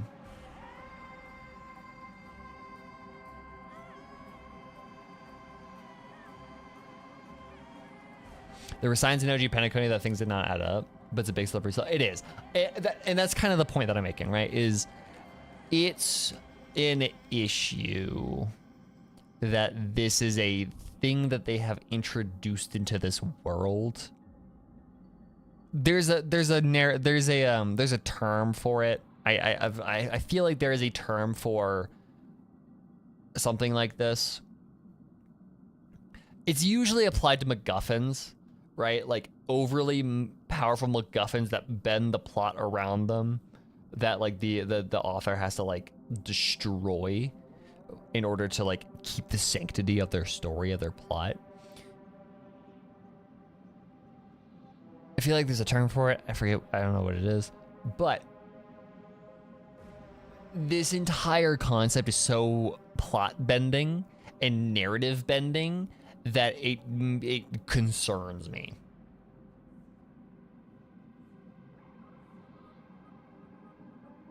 Current limitations we need to determine is true.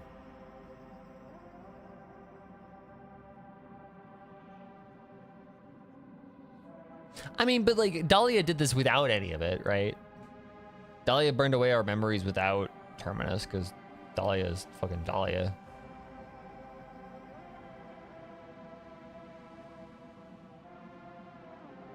Okay, I mean, to be fair though, the Cremators being able to just kind of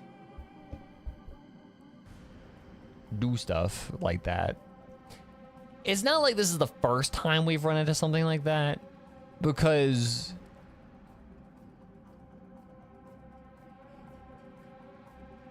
I mean, the history fictionologists exist, so like, this isn't the first time this has really happened.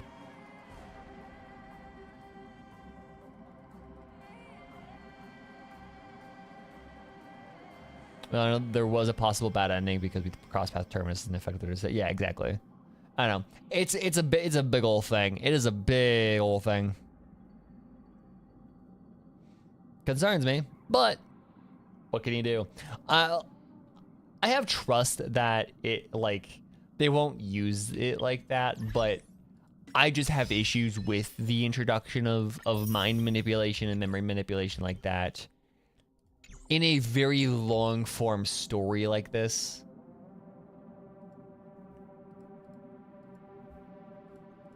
It just kind of undermines this, like, the stability of a story like that.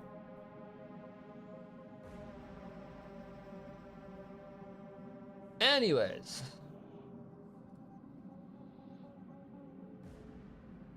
Let's go Genshin Impact.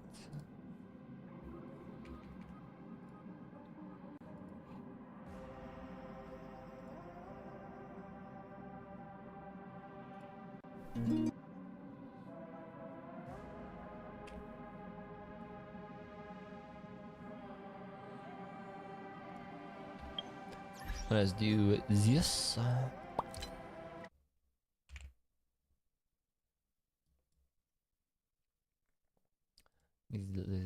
Yes. Actually, before I do that, let me change. Watching Luna for reveal stream. Save. Boop.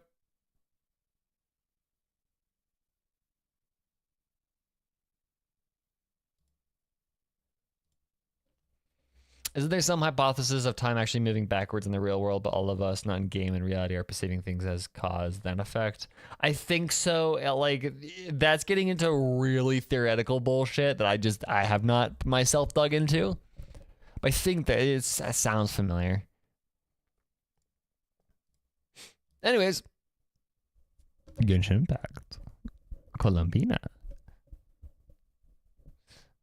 Let us watch.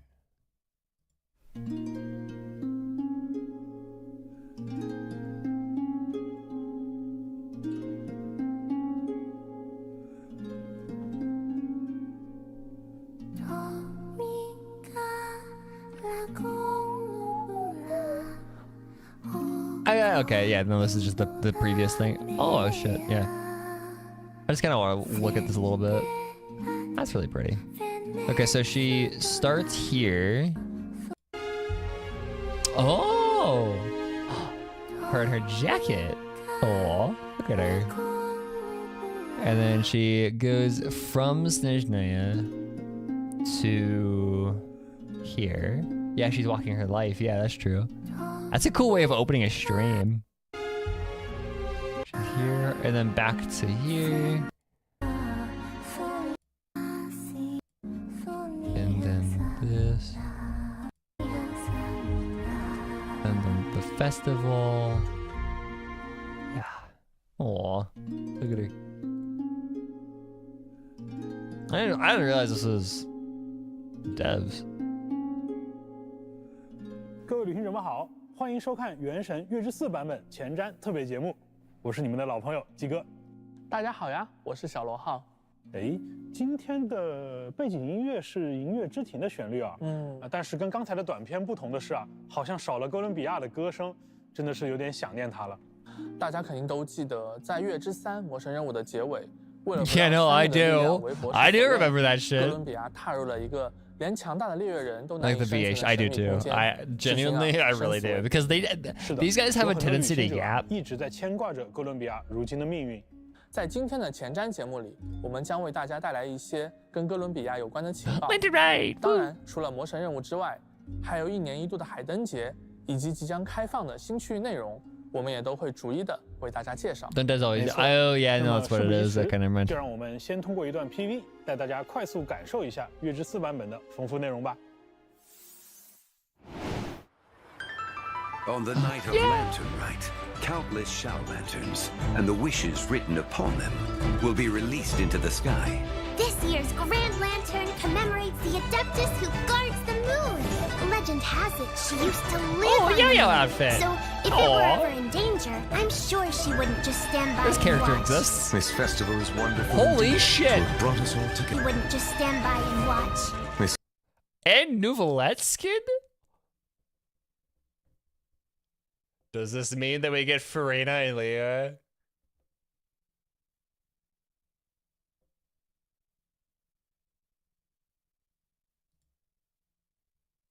This festival is wonderful. God, he looks gorgeous. What the fuck? Dude, do your hair like that more. What the fuck? See ya, Stephanie.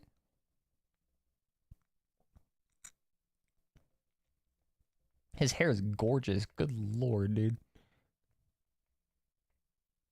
I mean, okay, to be fair, he did say he was gonna go to Liyue to try the water, right? Because of course. Should have been his hair from day one. So true, actually. God, like, yeah, he's actually really pretty. I'll be straight up. And he's got the he's got the owner situation going on, or like is it owner or carrier? One of the two, or he doesn't wear the sleeves. To have brought us all together. Say, what are those little creatures over there up to? Oh my god. How wondrous is this mortal realm? Okay, it's the buy. Like the fact that she just has a fucking chariot, like, come on. How wondrous is this mortal realm? Uma Musume. It's our long-awaited Uma Musume crossover.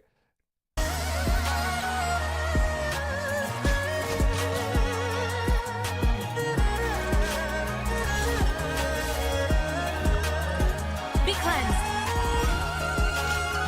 I am excited to hear whenever we get a new Liyue character, right? And it has one of the weird syllables in Chinese. I'm always excited to hear how the English VAs pronounce her name. I'm excited to hear how they say it.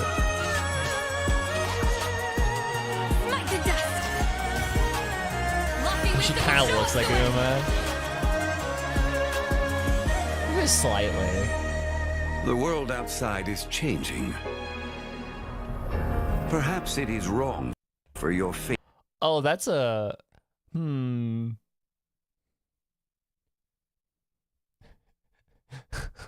Gru is stealing the moon currently, as we speak. To become too entangled with the fate of any one world.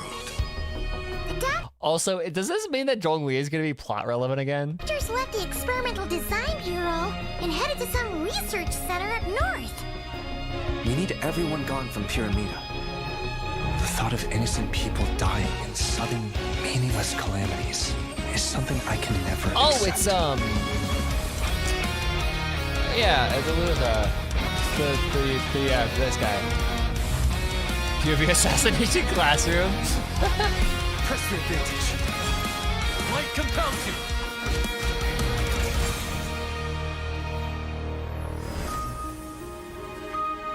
Hello, Golden Beta. I used to think the name was nothing more than an alias. Something separate from oneself. But after that night, I will cherish it forever. Moonlit Dove, where lies your cove? Where lies your cove, yeah. Gosh, she's gorgeous.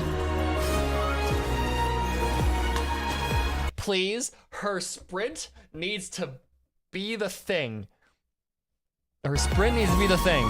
Show me her dash.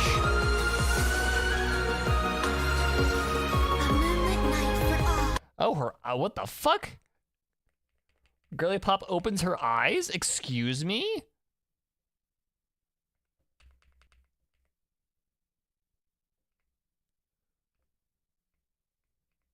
I don't know how much I like that, actually.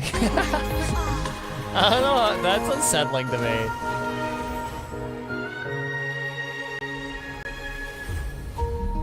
Rene de Petrichor of the Nazissenkreuz Ordo once foretold the fate of the world. Okay, Sendrane, whatever, okay. Tibet's skies contain multiple moons. A long time ago, when I did my first scan, I detected 3, just as the legends say.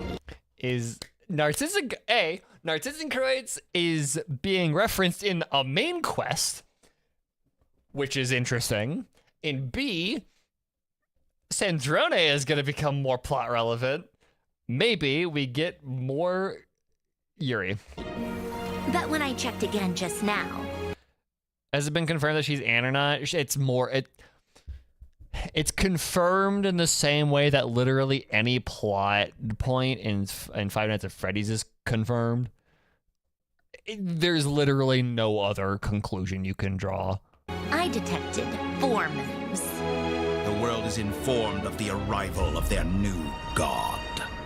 Each field is slowly growing, swallowing up more of the surrounding area in the process, and the pace of their expansion has...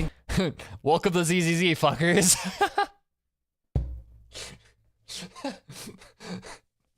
These are just hollows. Like, they just reinvented hollows. Increased since we first examined them. He's probably trying to swallow Nodcry whole. Did one of our troops turn into a monster? Right now, obtaining the 3 moons is the Doctor's #1 priority. He even said if he can only get his hands on 2 of them, he'll create a 3rd one himself. He's gone full psycho. Huh? What was...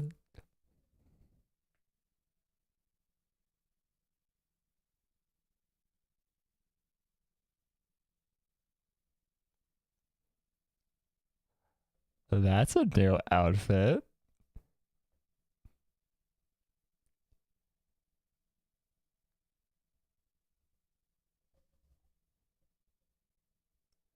Only took him 5 and a bit years.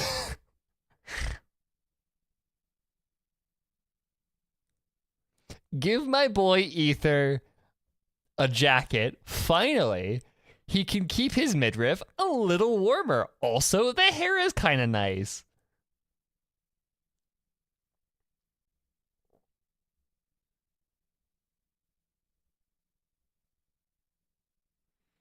I want to see the front of it because that's a real that looks really nice. Experimental Design Bureau. It's been swallowed up by Dottores' inner. Oh, that's interesting. He looked really nice in that ponytail. Good lord. Dottores' energy field. If I'd left it in longer, I probably would have gotten stuck there. If this continues, the whole of Tevat will be in trouble. Not just. I like how Sandrone is talking about it just as if it was like an annoying like inconvenience. Like, yeah, I would have gotten stuck there. Like she's talking about like if she had have left like 30 minutes earlier for work, she would have gotten stuck in traffic or something. Like. Not cry. When he eventually reaches us, we will have to fight him. You were an angel once and a mage now. I'm asking you to lend us your protection. May the angel's blessing deliver you safely to your destination. On land. Okay, I did see someone bring it up. Bring up an idea that I really enjoyed. I was like scrolling randomly through Reddit because I was like bored, and I saw someone bring up the idea, and I can't get this out of my head, that the border or the wall that Alice is guarding is the fourth wall. The border that she's been guarding is the fourth wall. I'm like, I love that idea. Anyways, continuing. Turn right, the moon shall go dark. All our sources indicate the phenomenon's gonna happen again. I'm not sure this bodes well. When that happens, the cage will open. That is also the moment where all could be lost. Zhongli again is plot relevant. Zhongli. Maybe we're getting the contract that Zhongli signed. Maybe, possibly. Although, okay, to be fair, do you think the contract even still exists? Because didn't he sign it with? I think Land Horizon is gonna have some major plot line, which is wild because, hey, it's Lantern, right? He's not. No, he's yeah. Okay, he signed it with Storytap. For some reason, I thought he signed it with Dead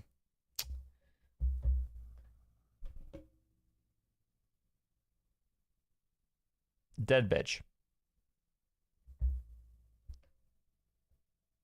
Whatever. Yeah. Allow me to Senora. That's her name. Fuck.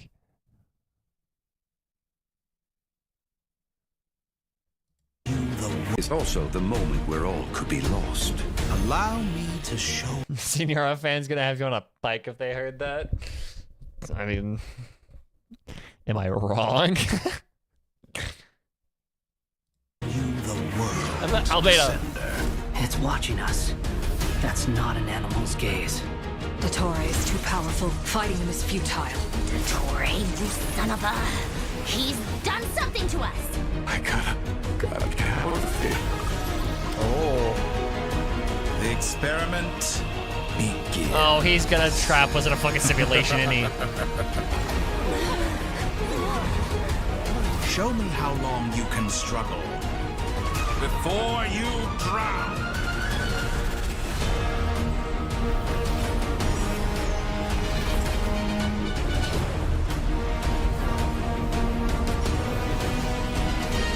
So he was bluffing. He really built that. She's gone because of your actions. I am growing weary of your stubborn resistance. Marco, let's Once go! I transcend fate, you will be nothing but fodder for my grand experiment. Let's go. Everybody's pulling out the stops. Let's do it. Oh, the fact that she's over here.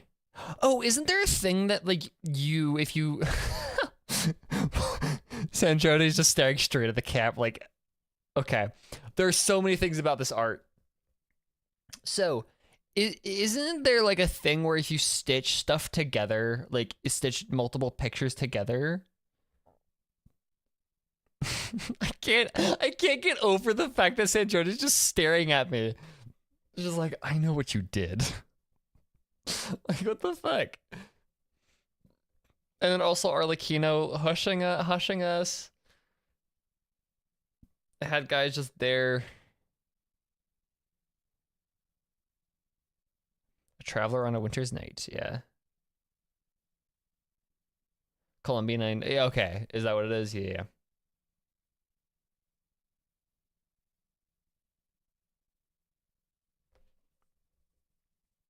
That's interesting.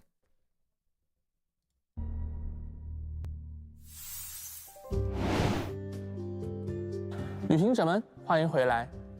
通过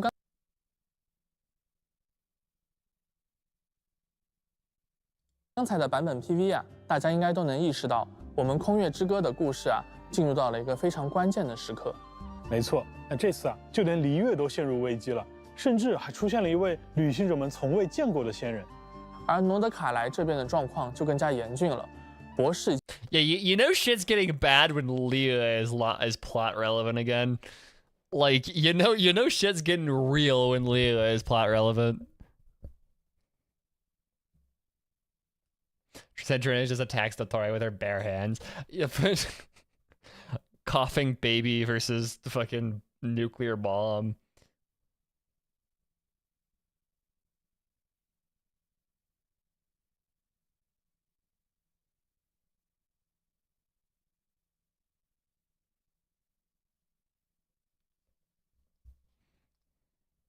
已经夺走了月髓的力量，他的实验也将进入到全新的阶段。是的，经过上个版本的剧情，相信旅行者们都已经迫不及待想要和博士进行最终的决战了。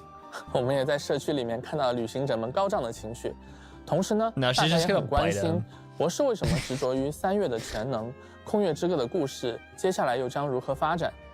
但为了大家良好的剧情体验，没错，我们还是希望旅行者们亲自到版本更新之后呢，在游戏里面细细的去体验。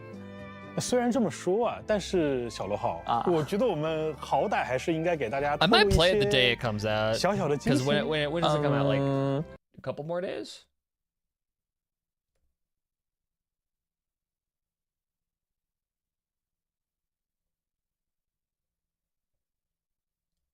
Comes up pretty soon. 让我想想，哎，对了，大家刚刚在 PV 里面看到了一套旅行者的新衣装啊，这套新衣服呀会在《空月之歌》的魔神任务第8幕结束。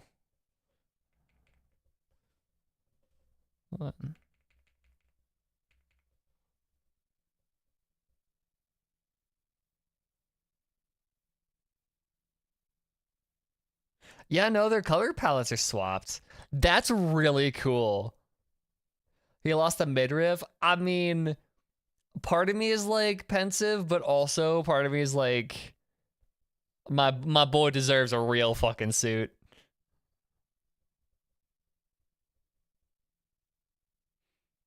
Yeah, I do like that new Lumine dress. She's got like that like Farina thing going on in the back here. The blue kind of looks weird on Aether. I think the blue looks fine on Aether. I'm thinking the Aether's color palette and Lumine is throwing me off. Imagine if they also swapped the flowers. Imagine if they gave Aether the Intivats.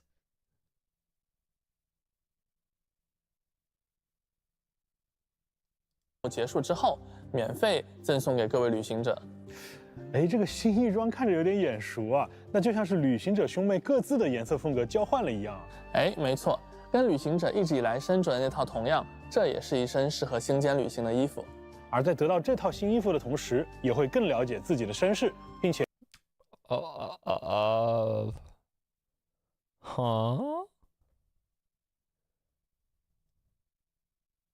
Traveler gains an attribute bonus for every element they have resonated with. Crit rate increased by 10%. Defense is increased by 20. They're trying to make him better, which, I mean, fair. Okay, but I like the fact that this has cryo on it when we haven't been there yet. Yeah, like, cryo is on here. We haven't resonated with cryo. That's cool. Foreign Starfire is definitely...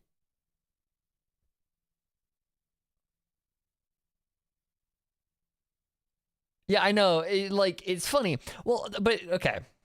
To be fair, the fact that we get all of this, no matter what version of Ether we get, like 60 Elemental Mastery is actually pretty decent.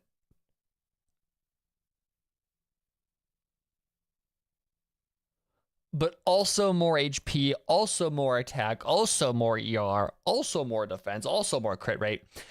Like, all put together, not bad.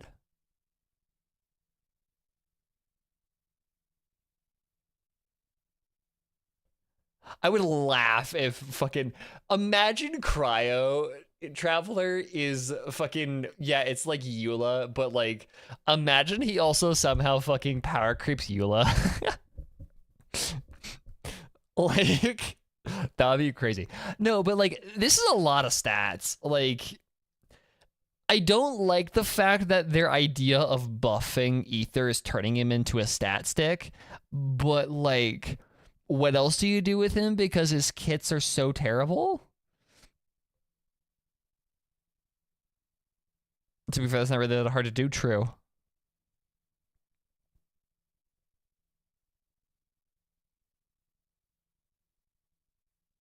What about the only thing that this will probably do is make Dendro even better. That's it. Like, it'll make Dendro Traveler like even better, and that's it. Everybody else will be just dog.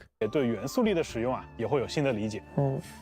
不过啊，小罗号，虽然我们拿到新的衣服很开心，但大家肯定也非常关心哥伦比亚的情况吧？是啊，毕竟哥伦比亚和我们一起经历了不少故事。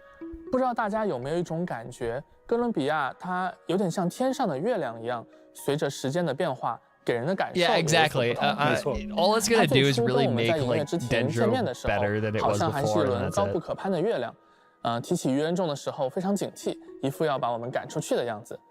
但在经过和猎月人的战斗，还有和朋友们共同寻找他的名字，又一起度过了7月之夜之后，哥伦比亚和我们的感情不断的拉近，他自己身上好像也出现了一些变化。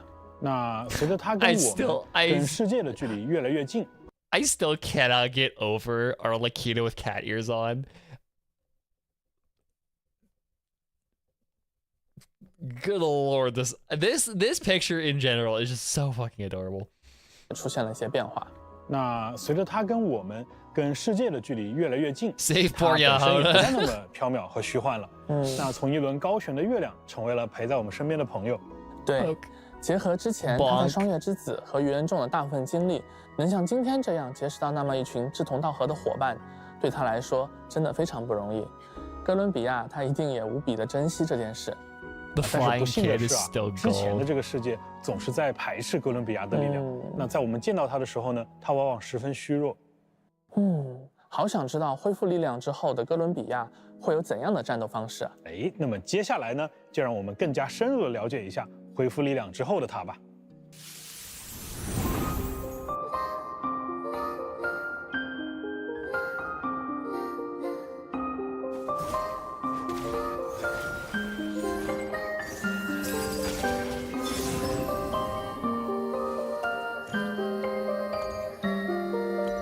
Yeah, that Columbina plush I want. God, those wings are gorgeous. 哥伦比亚的行走方式很特别。She does! Yes! Yes, this is all I wanted. I am pulling for her. This is all I wanted. The fact... Yes! Yes. Okay. 轻飘飘的。 This is all I don't care if if she is the most like lunar aligned fucking character and I don't have a single fucking lunar character on my account. This is all I wanted. 感觉在7月之夜的时候啊，可能旅行者们就已经简单体验过了，但我看这个时机里面，它的特点好像真的更加鲜明了。没错，其实啊，从 IP 同学第一次把哥伦比亚的身份描述给美术同学听的时候，大家就已经在想象这样的画面了啊。但是比起所见即所得的表现，关于月曜反应的机制，对于我来说就有些复杂了。要不要鸡哥你给大家展开来讲一讲？行吧，感觉回到了策划给大家开设计同步会的时候啊。那简单来说呢，就是当哥伦比亚处于队伍当中时，在提瓦特我们之前熟知的水雷感电、水草绽放和水盐结晶反应，将会在月举力的影响下转变为月曜系列反应，也就是月感电、月绽放和另一种全新的反应。我们会在后面的节目当中再提到它。What the hell is Kava doing there? I don't know. I guess they just needed someone, and I didn't even see. I was too busy reading the subtitles. Where was Kava? 大家开设计同步会的时候啊，那简单来说呢 ，Oh yeah, no, he's just in there with Fischl too. 就是当哥伦比亚处于队伍当中时，在提瓦特，我们之前熟。Okay, so she turns every. She's kind of pseudo. She's like kind of off-field buff. Everything becomes lunar. 变为月曜系列反应，也就是月感电、月绽放和另一种全新的反应。我们会在后面的节目当中再提到它。She's just she's just a lunar enabler. 你刚刚说哥伦比亚处于队伍中时，也就是说他一个人就能。Columbine is in the party. She can convert electric charge, bloom, and hydro. Crystallize reactions triggered by any party member into lunar charge, lunar bloom, and lunar crystallize. Columbina summons a gravity ripple and okay, interesting. And accumulates gravity when any character in the party triggers or deals lunar reaction damage. When gravity is at full, she unleashes a powerful coordinated attack. So she kind of has like follow up, which is interesting. After Columbina uses her elemental burst, the surrounding area turns into a lunar domain, and all party members inside the domain receive various lunar reaction buffs. 带来全部的月曜反应转化吗？没错，就是这个样子。啊，不愧是月之少女啊！那这么说，所有的草元素、雷元素、炎元素角色，无论他自身有没有触发月曜反应的能力，都可以因为哥伦比亚在队伍中。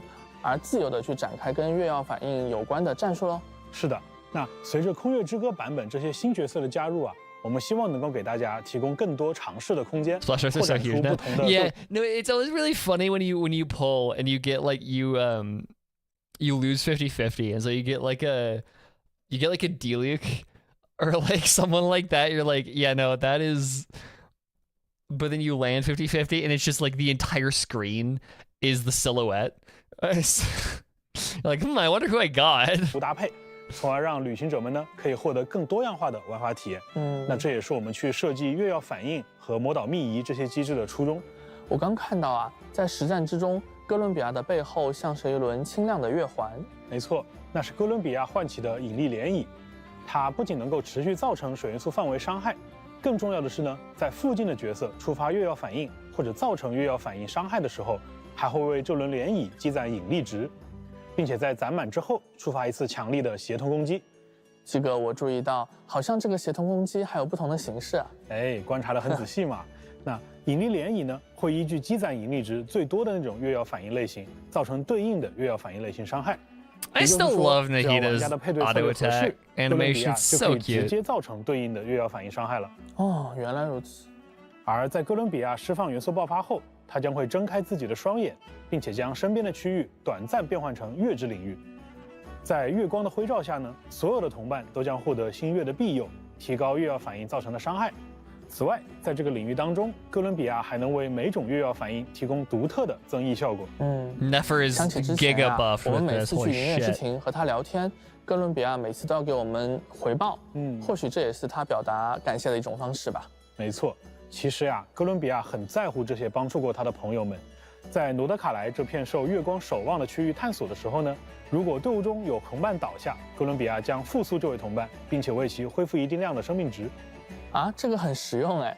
那我们的提瓦特煎蛋库存就不会那么容易告急了。Oh my god! She's just Caster's 2.0. But to be fair, it's not nearly as busted as Caster's is. Like having a global revive mechanic like that in Genshin isn't nearly as busted as Caster's, because you also have to think we have fried eggs. Like we have hundreds of them. Like. It's just a thing that, like, it's more of a quality of life in this game than it is a busted fucking mechanic. Also, I think it's only if she's in the party, so. GG has a full team revive, yeah, exactly. 哥伦比亚身上还有一些小彩蛋，大家可以在游戏当中去寻找答案。另外，完成魔神任务空月之歌的，大家可以在我们讲到的这些要点之外啊。Her veil is gone. In this. funky. 哥伦比亚身上还 Oh no, Kuanki just returned my yeah, guys. 也有一些小彩蛋。 It feels so. It does feel really weird. Because like, okay, so whenever I look at Columbina and I see her with her eye mask on, it makes me go, okay, her eyes are closed because she has it on. So like in my head, the eye mask is the thing closing her eyes partly, or yeah, right? It's still her choice to have it on, but like the eye mask is like for some reason is causing her eyes to stay closed. But now when she has it off, it just makes me think that she's like willingly like keeping her eyes shut. I'm like, girlie, just open them. 游戏当中去寻找答案。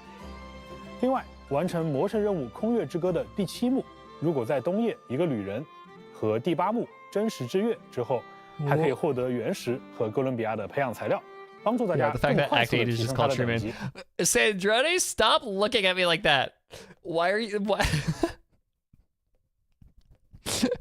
Why is it such an ominous look too? So she's looking at me so weird, like it's so eerie and just uncomfortable. I'm like, I don't like this. 与他并肩作战。这次魔神任务的剧情 Sandrone is what happens when doomed eerie. I feel that after the quest I just fucking finished. 非常的充实紧凑，希望大家都能玩得开心。在这次版本之后啊，我们也更新了任务总览的功能，方便大家查看任务故事线，还可以随时回顾一些印象深刻的剧情。哦，这段博士出场的剧情啊，确实让人印象深刻。当时啊，我们明明趁着夜深潜回城内，却遇上被博士控制意识的须弥群众来夹道欢迎。没错，拿这么多人当实验品的事情啊，多特雷做的真是一点都不犹豫。旅行者们已经见证过许多博士制造的悲剧了。而如今，我们在诺德卡莱又将再一次面对这位凶险至极的敌人。是的，博士这次可是呈现出了前所未有的邪恶姿态。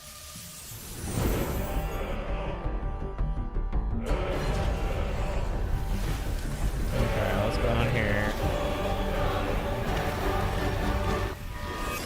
Entropy bends to me. No, it doesn't. Fuck you, bitch. Entropy bends to nobody. Locked on. The marrow of the moons in my hand. Behold the false ones fall. That's not what. Those subtitles are not correct. The marrow of the moons in my hand. Behold the false ones fall. It's something like the power of 3 moons, marrows in my hand. Be prepared for the power.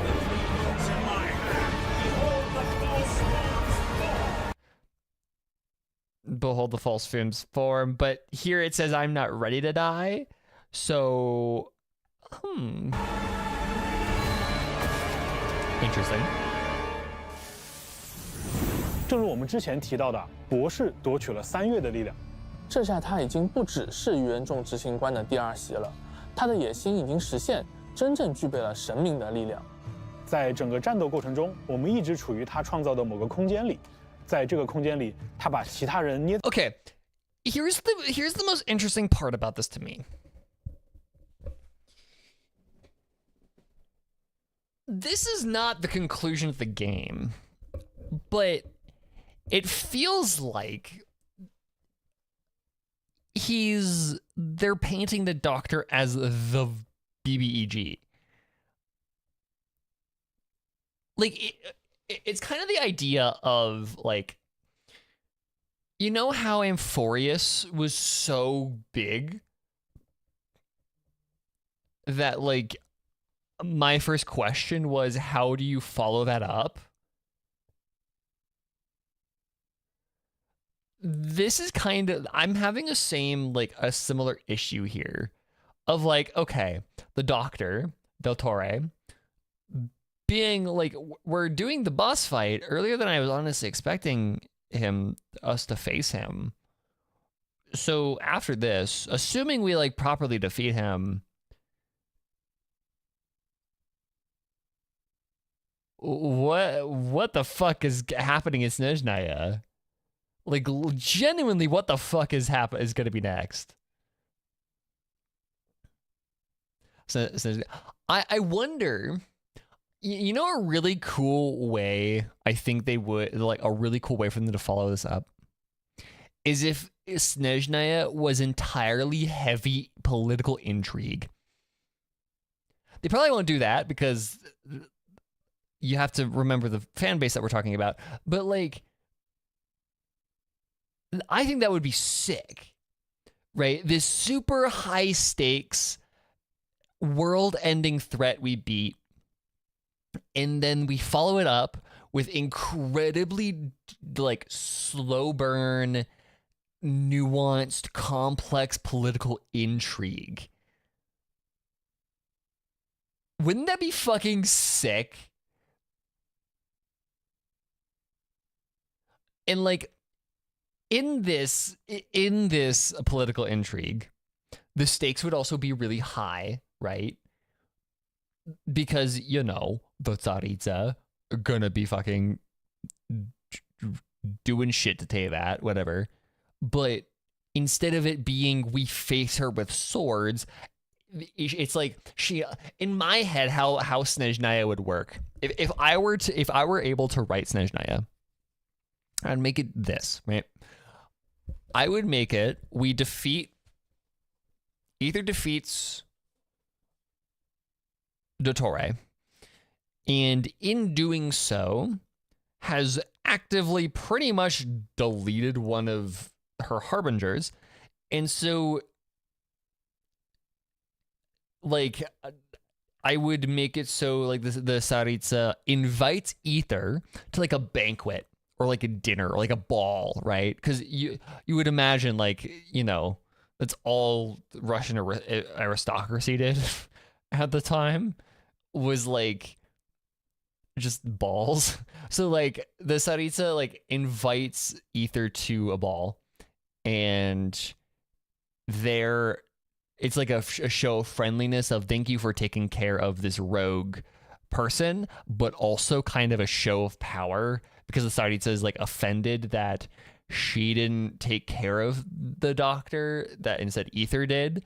So there's like, I would imagine like very early on in the quest, there'd be a really tense interaction where it would be like, thank you for doing this, but also stay in line, fucker. And so the entire quest would be kind of stepping around the Tsaritsa to try and kind of like stop her from doing what she's doing, but also not like piss her off more. Like that's how I would write Snezhnaya after this. But also it's Genshin Impact fandom. Yeah. I mean, we are gonna have a price on our heads for killing Signora. True. That's a good point, actually. That's actually a really good point. 在手心就像当做实验品一样。有时呢，它会颠覆世界的规则，使大家的行为变得混乱；有时还能操控时间，在受到强力的攻击之后恢复自身的状态。Oh, that's sick. Oh, that's real cool. 没错。那不过我相信呢，只要旅行者们对他的战术多加留意，就一定能够找到战胜他的办法。一口气聊了这么多内容啊，几个接下来是不是就到了大家最关心 I do hope that he's more of a puzzle fight. Because most of the fights in this game are just a stat check. I really hope that he's not just a stat check. I hope that, like, the fact that they're saying if you pay careful attention to his tactics, I think that would be cool to, like, just be able to figure him out with, like, an actual puzzle fight. 新的活动起源了。没错没错。那在月之4版本的上半期呢，伊涅弗和哥伦比亚将会加入。Good lord, that splash art is fucking gorgeous. That makes sense. Yeah, no. That reminds me of PGR when one boss just stole the control UI. That's sick. I love that. I love similar thing to Psycho Mantis, where Psycho Mantis just fucks with the, like, in MGS. Metal Gear Solid, where like he just fucks with the game itself. Like he just completely fucks the game up. He takes your control and like makes it so you can't shoot him or whatever. And then the way that you beat him is you plug the controller into the second controller port, and Psycho Mantis only has control over the first controller port. Like, that would be so cool.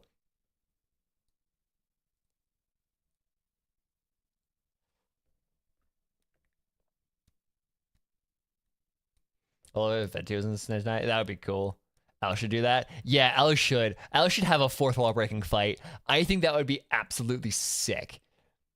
If we have to somehow fight Alice, like, imagine we have like a I don't want to do.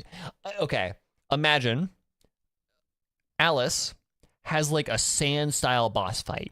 And that sounds like a meme, but like when I say that, I say Alice doesn't want to fight us because she has morals. And she's not evil. She's like objectively good. But her morals state that nobody can leave or something like that. And it's the end of the game where we want to leave.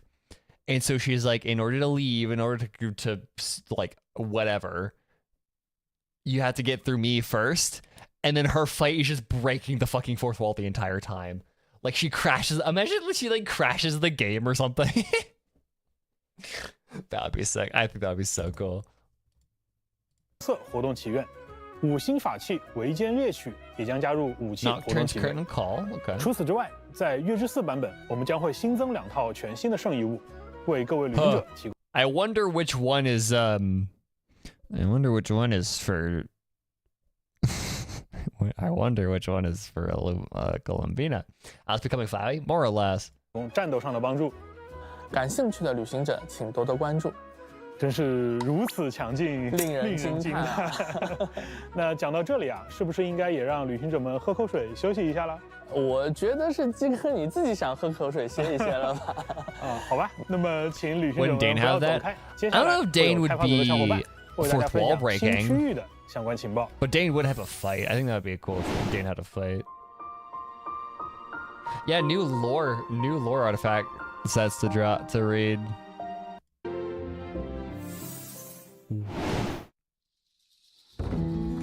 God. Okay. Something that I being into games where a lot of the selling point is art. So Genshin and League of Legends. A lot of they sell their characters through really pretty art. And it's something that I didn't really fully appreciate until I watched a video of someone trying to recreate splash art. That I was like, holy shit, this art is fucking incredible and like insanely hard. And like the water here is fucking beautiful. Like it's something that I have to remind myself of. This art is like masterclass. Like this is not easy. Like it reminds me of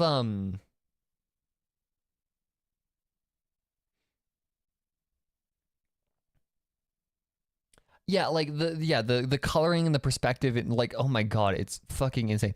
And one of the things that like that video was saying was like their hair, the way they do hair is absurd. Like but also it kind of let me pull something up here.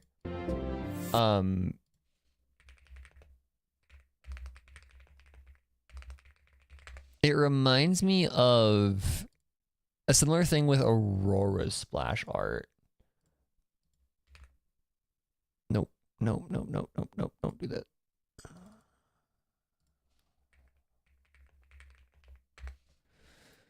I want to open the high-res image. Open image new tab, thank you. That's not high enough to mention.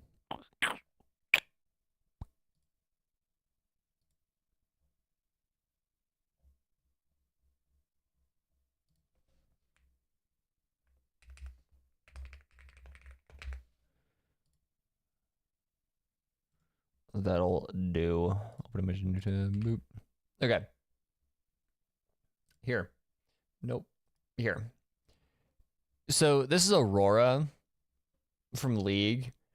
Like this is another example of like you kind of have to really appreciate the art sometimes that goes into selling characters like this, because like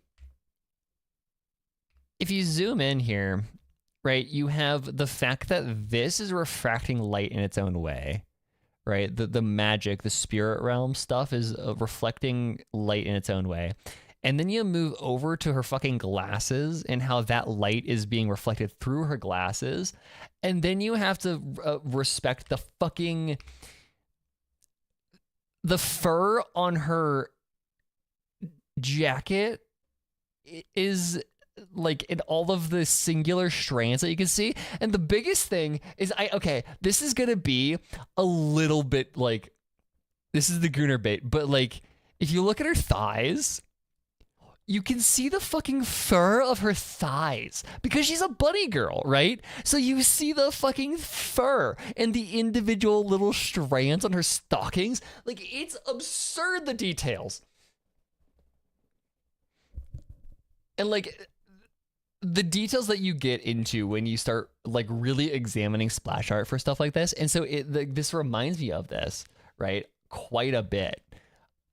Is this League? Yeah, it's League of Legends. This is a League of Legends splash art. But we were watching the stream. I just kind of went on a side tangent because, yeah. I asked if Andy's working on his EZD database, and I asked him if I can contribute. You should. That'd be fun if you have the time. You totally should. Azriel's a goat. Love that man. But yeah, no, it's just, I've started appreciating the art of these games of like, well, then make the time, Rika. Come on.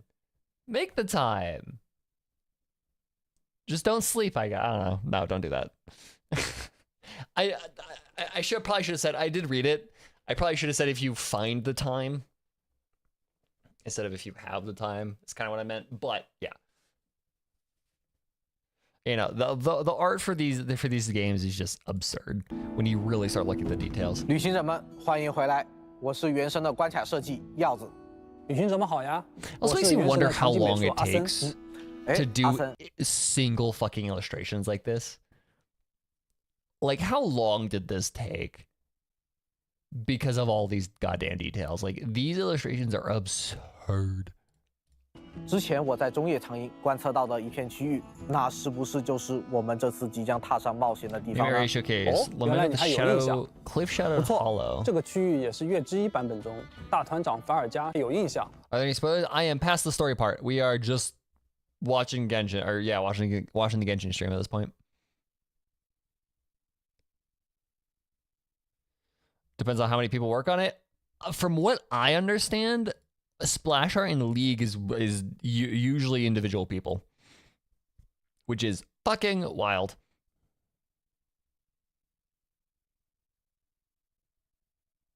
Genshin story spoilers? No.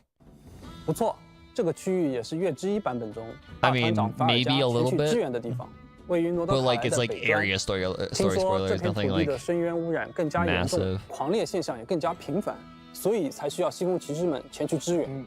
It's all new area stuff. 对抗深渊的方。 I kind of just want to get the lantern right because I want to see who it's out. 包有的，在新区域的居所中啊，我们可以了解。别剧透，别剧透啊！我们 stuff like that. Okay. 这个环节。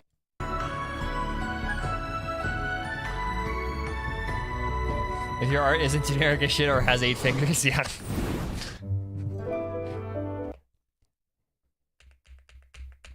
The fact that they decided to use fucking moonlit bamboo forest as their set piece here is very on the nose.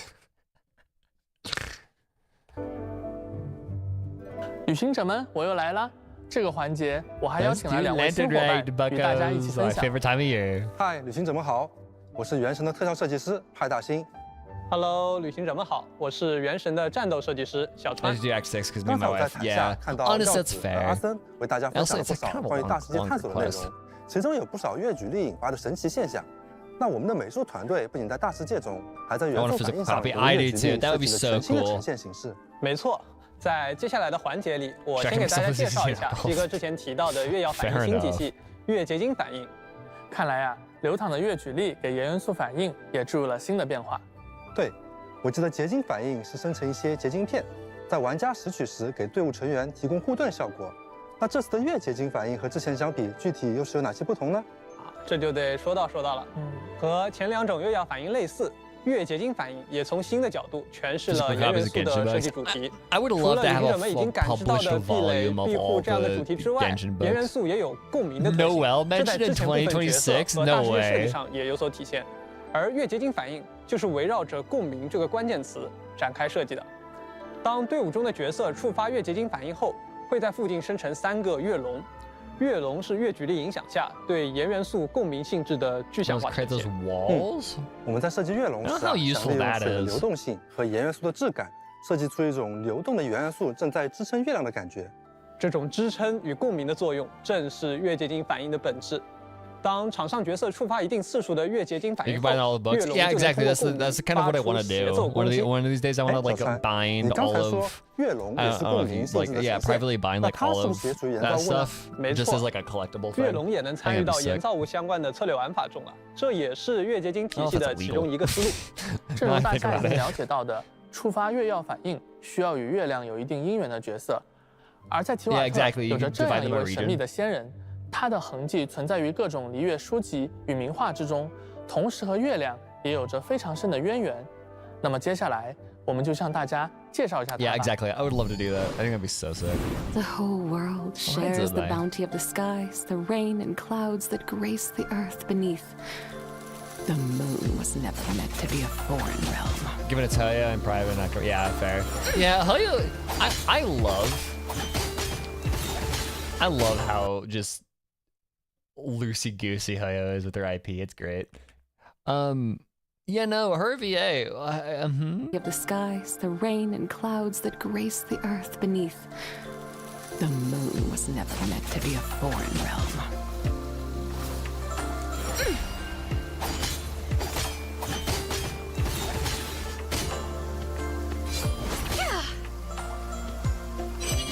Light the dust! Divine light, shield them!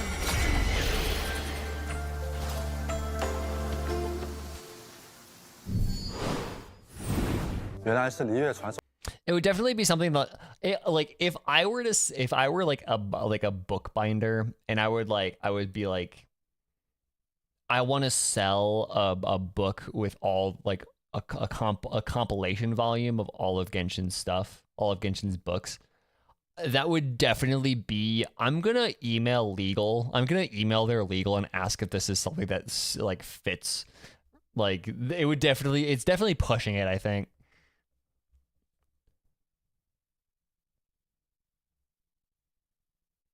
Or if you make a game, possibly.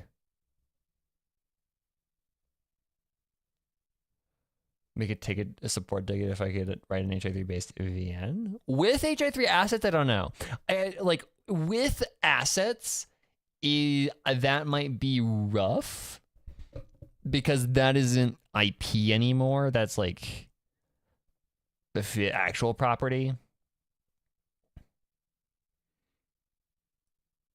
So I don't know if that's legal. But then it's the same idea with the it's the same idea with the books, right? Is that's not IP anymore. That's like actual like genuine proper like property. 手中的白马仙人， That one 我还 hard 记得 assuming. 开服之后 I'm 卓 not 别 gonna 林业 sue 的 you 故 if you 事。 ask. 这是我们过去只闻其名不见其人的老熟人呀。记得最近在燕飞的游艺旅文里，他去双月之子拜访的时候，也和拉乌玛提起过这位与月亮有关的仙人。他真名为资白，这应该也是旅行者们第一次见到他的真身。其实啊，在之前的离月古籍和传说当中，就提到过资白曾现身青侧山，但真正见过他的人却寥寥无几。虽然很少现身，但钟离总该认识他吧？没错，资白啊也是钟离的老朋友了。在魔神战争时期，资白甚至为我们炎王帝君提供过助力。在之前的版本内容里，就有很多有关于他的传说故事，比如八旗猎桃东中的金木城隍月居。还有说她是时间的女儿什么的，甚至有条兜中的金木橙。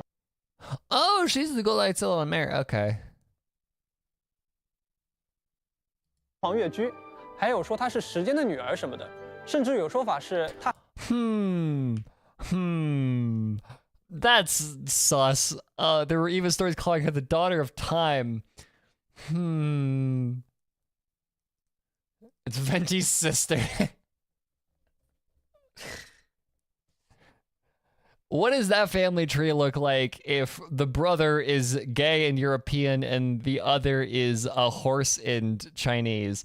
Like, that is one whack-ass family. 甚至有说法是，她还和3月女神有关系。哎，正是因为它和月亮高度相关，我们在设计它的外观时用了很多月亮相关的设计元素。不过呀，传说终归只是传说。 那其中的真假虚实，有待大家亲自拨云见月。不久之后呢，大家就能亲自体验到自白的故事，了解到传闻之外它真实的样子了。Wait, that wouldn't even be exactly. 我这里倒是有1手的自白战斗情报，保证可以与大家分享。还得是你，准备的还挺充分呢。Okay, what does Zibai do? When Zibai is in the party, hydrocrystallized reactions triggered by the party will be converted into lunar crystallized reactions. Zibai can accumulate special energy to unleash her special elemental skill, Spirit Steed Stride, which deals considerable geo damage and lunar crystallized damage. Okay, so she has to actually accumulate energy in order to cast her skill, which is interesting. And then her ultimate, when Moon Sign Ascendant Gleam is unlocked, Zibai accumulates the energy required for Spirit Steed Stride more quickly when any character in the party triggers lunar crystallized reactions. Additionally, using the elemental skill or triggering Moondrift Harmony increases the lunar crystallized damage dealt with it. Oh no, that's just her talent. Okay. 那小川快给大家讲讲吧。好啊，资白的剑法如同金甲典柜，颇具仙家风范。他在战斗时的身姿飒爽利落，同时也兼具轻灵飘逸。我很喜欢他背手的姿势，就算是在激烈的战斗中，也不会失去那份端庄与从容。 这就是璃月仙人的韵味啊！偶尔我们也会看到他认真地翻看这一幅画卷。这不正是璃月吗？是的，这幅画卷由资白亲手绘制，上面画着如今璃月的山川湖海，还有在这片大地上传承数千年、始终未曾断绝的万家灯火。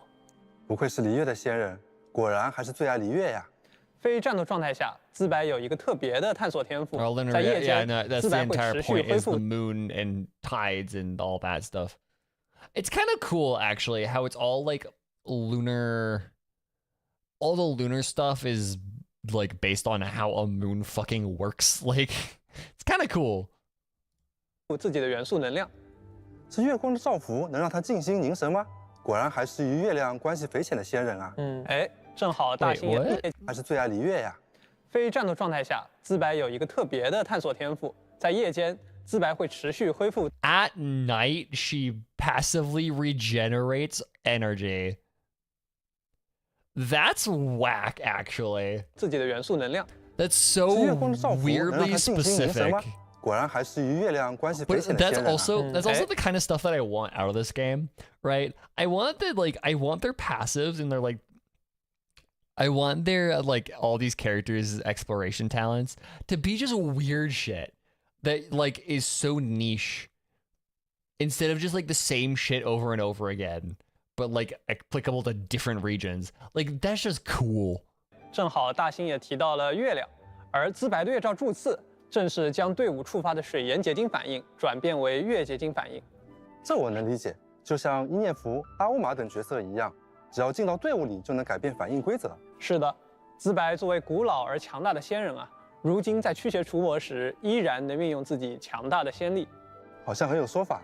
释放元素战绩，资白将进入特殊状态，在这个状态下，他会持续积累特殊能量，将仙力汇集为强大的法术灵居飞踏，造成月结晶反应伤害。如果在这个状态下持续普攻，或是触发月结晶反应，还能提高积累能量的效率。哎，小川。 先前你提到过，月结晶反应能让月龙发出协奏攻击，那就是说，月龙的协奏和灵居飞踏是不是可以互相积累触发条件，相当于一举两得？还不止如此哦，跃龙触发协奏时，还能提升邻居飞踏造成的伤害。关于资白的法术表现，我在这里也做一些解释。在《竹林月夜》中，白马仙人曾讲述了月亮与高车的古老故事，而他与这两者都有着很大的联系。We literally saw her riding in a chariot. 这一点，我们根据神话故事中月宫高车的一些象征，为它增加了面具与华盖的元素。希望这些细节能够在暗示他身份的同时，烘托他高贵文雅的气质。没错没错。最后，如果与盐或水元素属性的队友搭配作战，资白还能获得额外的战斗增益。哎，我记得咱们月之4版本是不是还有一位使用盐元素力、擅长小队作战的伙伴呀？是的，哎，他就是耀子和阿森之前提到的直登市分队长叶罗亚。They say that the calmer things seem on the surface, the more likely that danger lurks in the shadows. Very cool. Not sure if that's always true. What you do. Never hurts to stay alert. Go get him, Aiden! Be gone, Shadow of Darkness!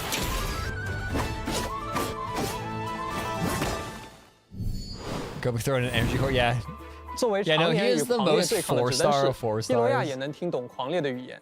Spirit of Gold ship attacks. 他那盏作为直登式标志的灯，在遇到狂烈威胁时， Oh, that's where 同样会 that subtitle came from. That's weird. 他那盏作为 That's a 狂烈 weird 的语 little 言。 error in the subtitles. Ready to die. 他那盏作为直登式标志的灯，在遇到狂烈威胁时，同样会发出警示。而且叶罗亚还拥有非常丰富的实战经验，能够很好的协助大家应敌。我们也将这份能够调动小队作战的可靠特质融入到了他的战斗设计中。哎，听起来挺有意思的。小川能具体为大家介绍一下吗？当然没问题。叶罗亚有一只金色的信鸟，叫做阿东。战斗中，叶罗亚可以通过唤出阿东攻击敌人。而当叶罗亚释放元素爆发时，阿东将依据叶罗亚的元素精通，提升场上角色造成的盐元素伤害。Out of the corner of my eye, he looks like he's Arlecchino in the character list. Noel mentioned in 2026. No way. 这也算是叶罗亚多年来对战的经验积累了。相信他在加入旅行者的小队后， Columbina, sweetie, please just share some of the budget. 哦，我已经知道该如何构建我的 You can really tell they kind of put a considerate amount of money into Columbina and then the rest of it into Zibai, and then like they're like, okay, we've got like $4 and like a couple Chuck E. Cheese tokens. What do we do with it? Okay, we're gonna make a loot. 这我就得跟大家详细说道了。有一个占卜方面的传言说呀，今年璃月会遇上占珠吞月的天象，就有点像我们所说的月食，所以大家会发现月的有一个占卜方面。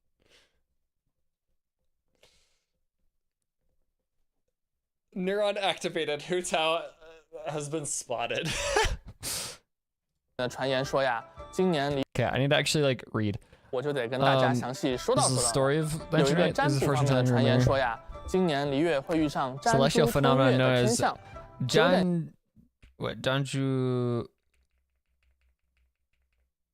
Janju the Moon Devourer.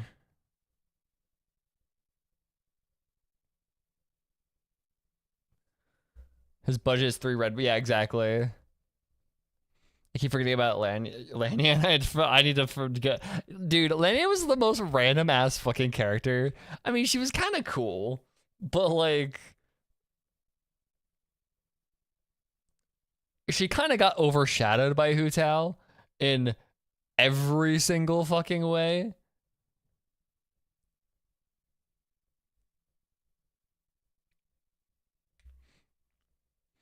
Also,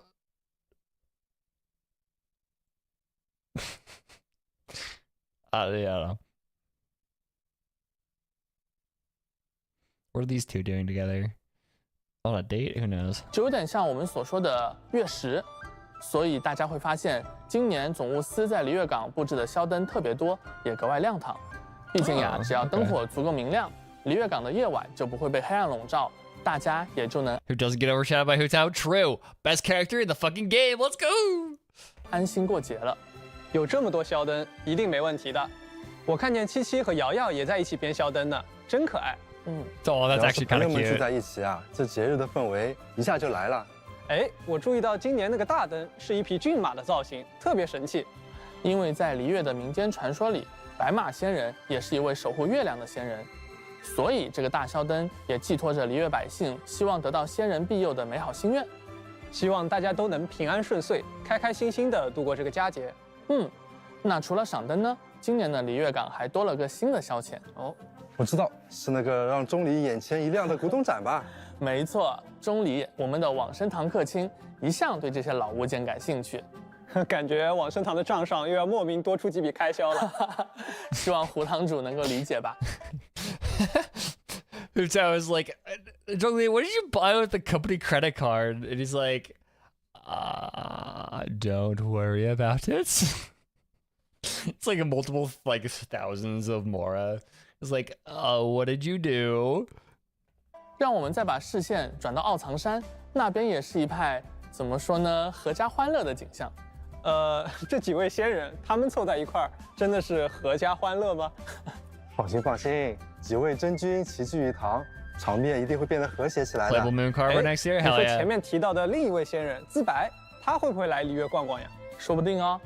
哦，一个避世已久的仙人重新入世，肯定会出现不少有趣的场面。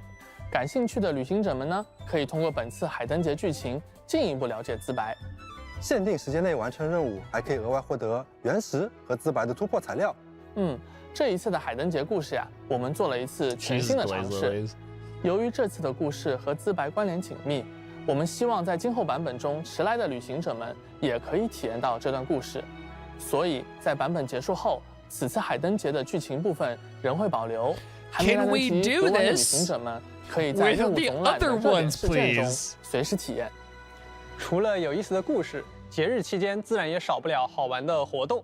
在此次海灯节期间，旅行者们能获得特别的节庆宵灯，可以在璃月港随意放置，并写下你的祝福。这次我们做的宵灯和之前的不一样哦。没错，旅行者们放飞的节庆宵灯可以被随机送到其他旅行者的世界，同时你也可以在自己的。Yeah, exactly. Like, you can do it. We can relive Hu Tao's quest, fully voiced, please. I mean, okay, to be fair, Hu Tao's Lantern Rite is best in Chinese. However, I still want to hear it in English because I still do like Brianna Knickerbocker.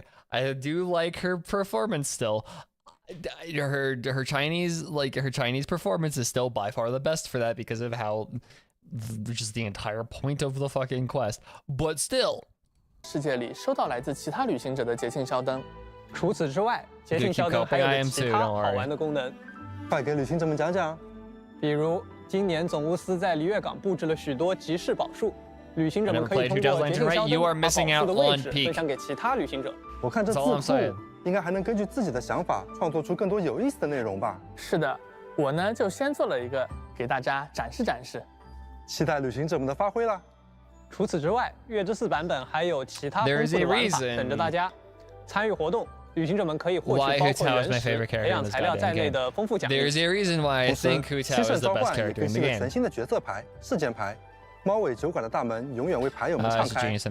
当然，我们今年也准备了名为“语音加分”的活动，旅行者们可以通过语音加分活动邀请任意一名璃月4星角色加入自己的队伍。好耶，又可以自选4星。我们也推出了全新的角色衣装，这次给。That's a really cute outfit. I'll give it that much. That's actually really cute. 大家带来的是瑶瑶的全新。积累一定数量的给予钱，就能在活动期间免费获取这套衣装。看起来很可爱、The little bells in her ears are in her hair, so cute. 我们瑶瑶也有点小仙人的模样了。而且偷偷告诉大家，瑶瑶肩上那个小背篓啊，是七七亲手给她编的哦。2个小朋友的感情真好呀！但是这次版本更新应该不止一件新衣装吧？没错，另一套新衣装的主人。Good Lord, he is pretty. What the fuck?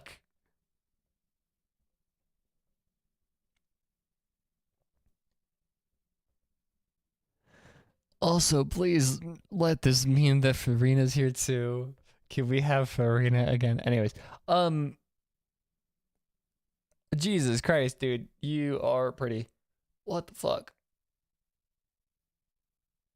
The pants, the jacket where he's not wearing the sleeves, carrier style. The cane? The canes are fucking sick. It's funny because now his outfit matches with Risley's, yeah. The water jacket doobie dripped out. Dude, and I thought his default outfit was dripped out, but like, good lord, dude. My man can dress up if he wants to. 不见的，来自枫丹的最高审判官纳维莱特先生。这套衣装的气质好像和之前纳维莱特的风格有些不太一样。是的，这是纳维莱特刚刚收到的一份特别礼物，感觉很适合度假。旅行者们可以期待一下，穿着这件衣服的纳维莱特会遇见什么样的故事了。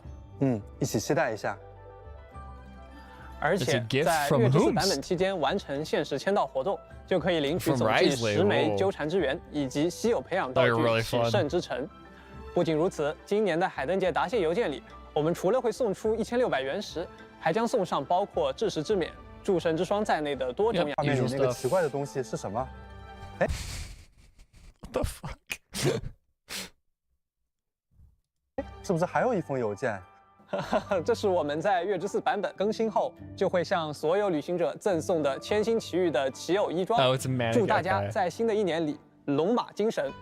海灯节真的太强劲了，管饱的。祝的海灯节，先祝大家海灯节快乐。接下来呢，我们去采访一些研发同学，分享一些研发过程中的设计思路。就先从美术组开始出发。Okay, I am kind of curious about this. 在设计的过程中是出于哪些 Also, okay, I do enjoy the fact that in this they blur all of the screens, but like whenever League of Legends does like stuff like this in the office, they just kind of say fuck it and just don't blur anything. This is like a care of the future, like more than I'm used to. Also, the Farina keychain here, whatever this like Dodeca thing is, 就先从美术组开始出发。I kind of want to see what their office is like, because imagine working here.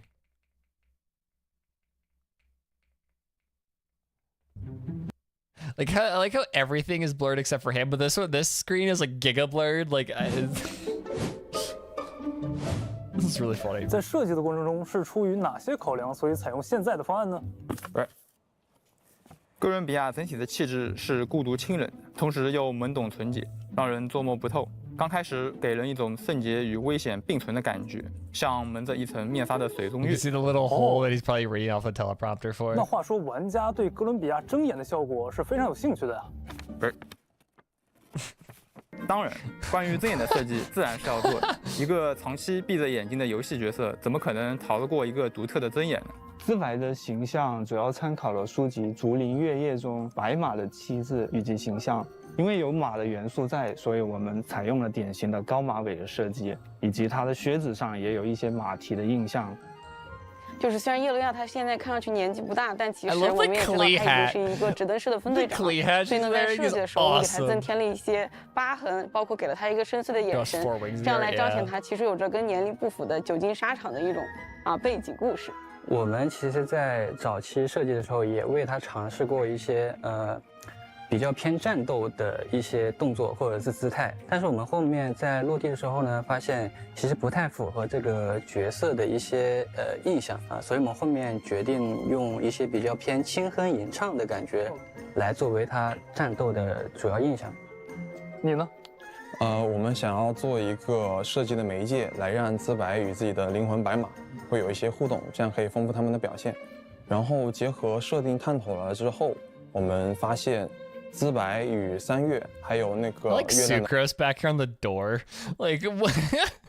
Like what's she doing there?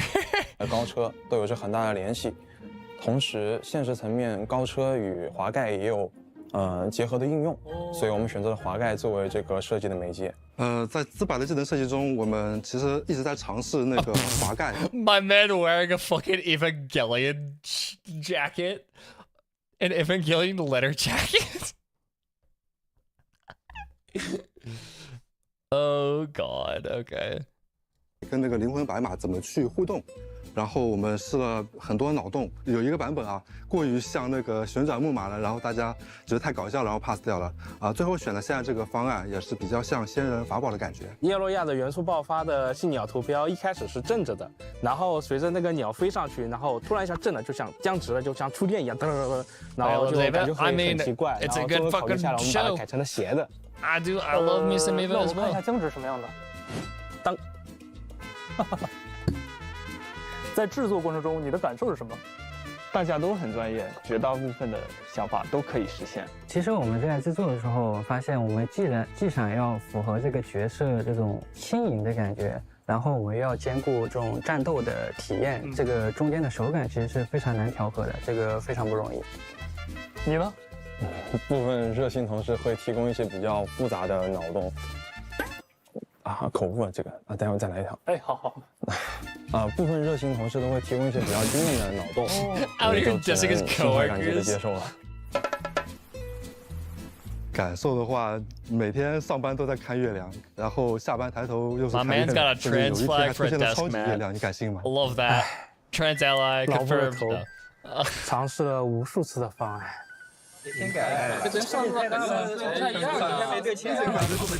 哥伦比亚行行好吧，把我带到月球吧。改完了你再讲。不过，一个角色从方案到落地，从来都不是一个部门的工作，也离不开其他部门的合作。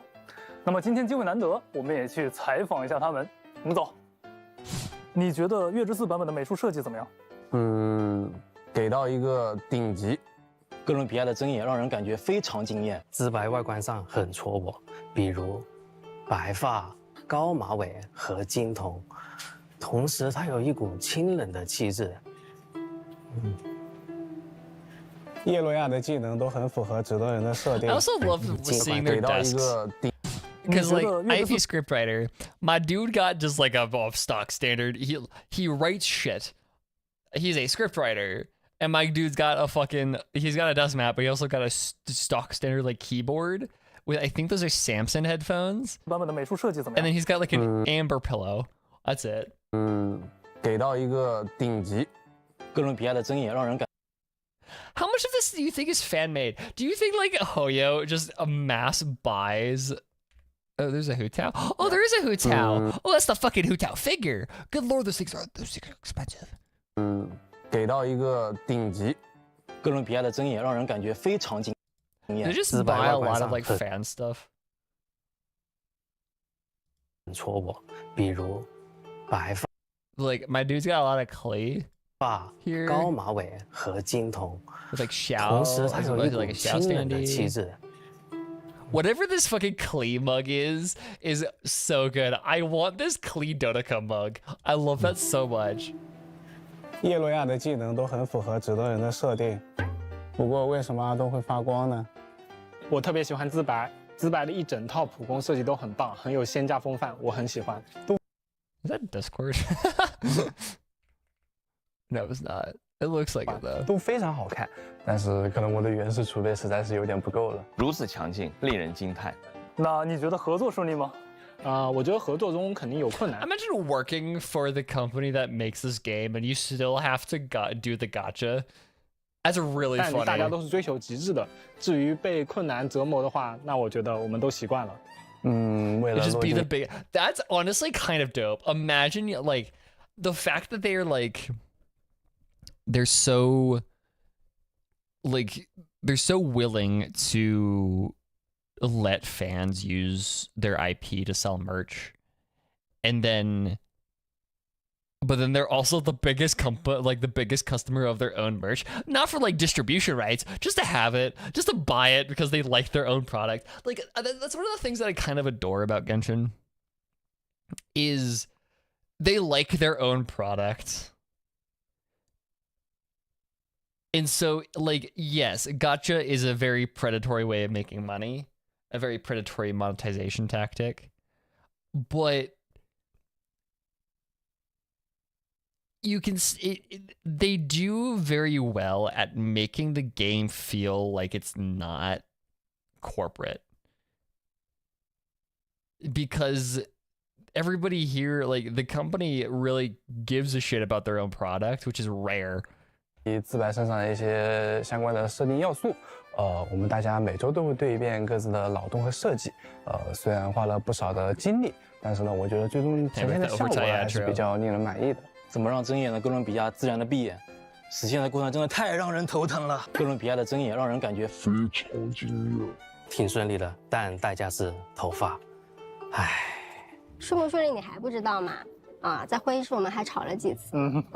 因为时间和资源有限，要做出让所有人都满意的内容，其实很不容易。是的，但吵归吵吧，最后我们团队还是会找到一个最优解。那协调项目开发过程中的各种问题，本来也是 PM 的日常。毕竟游戏美术设计本身呢，它就是大家镣铐在跳舞，所以都理解的。辛苦了。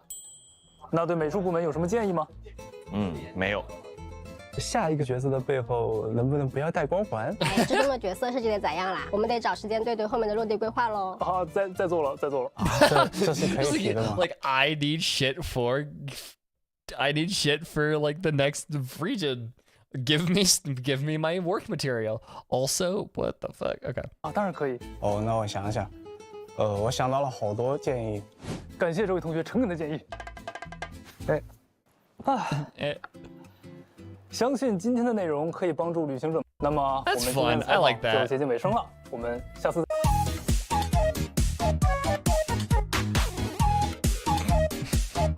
What the fuck?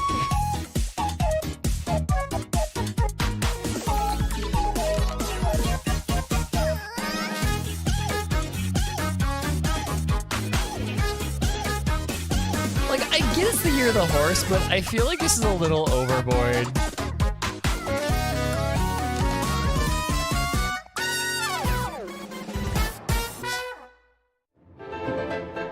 Like, I get it's the year of the horse, but like, come on. This is Millie Astra. I don't really give a shit. Oh, hello. Throw it. Yeah, Uma Musume mentioned.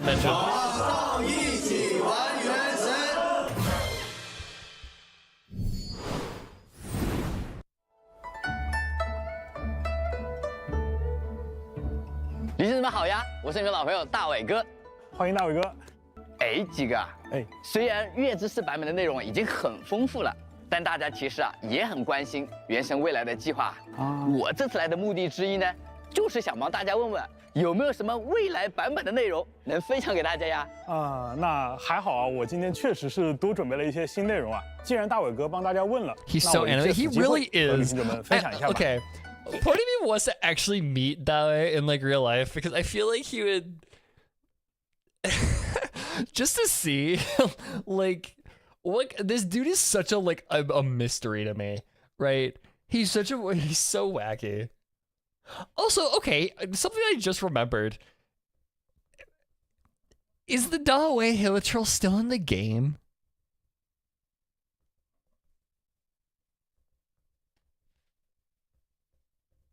Yes? Okay. They just don't have him anywhere else. He's just in like Mondstadt and Liyue, right? Because you find him once in Mondstadt, you find him in Liyue too. I think you also find him in Inazuma?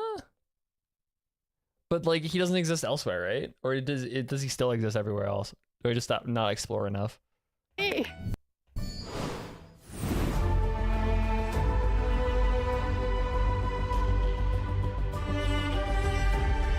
Still have to finish the achievement, yeah. Okay.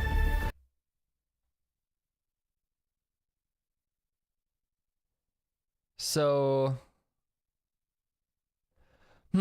I wonder who this is. I wonder who this is. The rest of them... good, okay.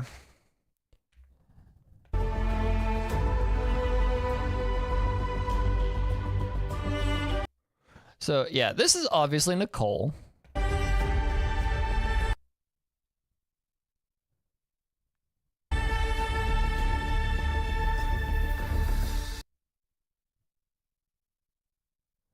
Yeah, one of them is invisible, which is interesting.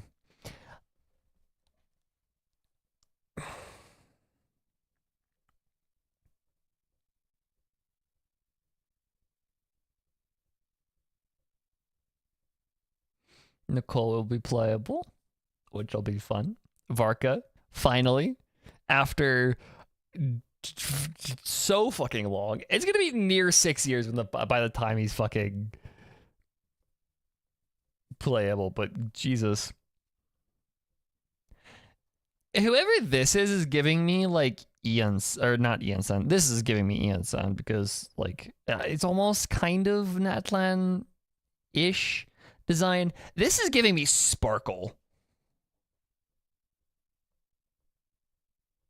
Like whoever this is giving me Sparkle.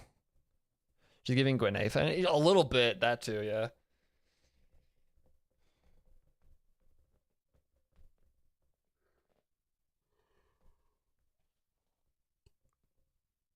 First one's probably Johan.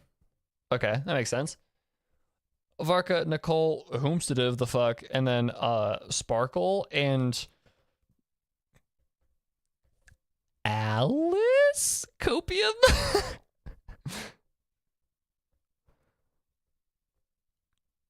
I'm hoping for Alice. That's all I want.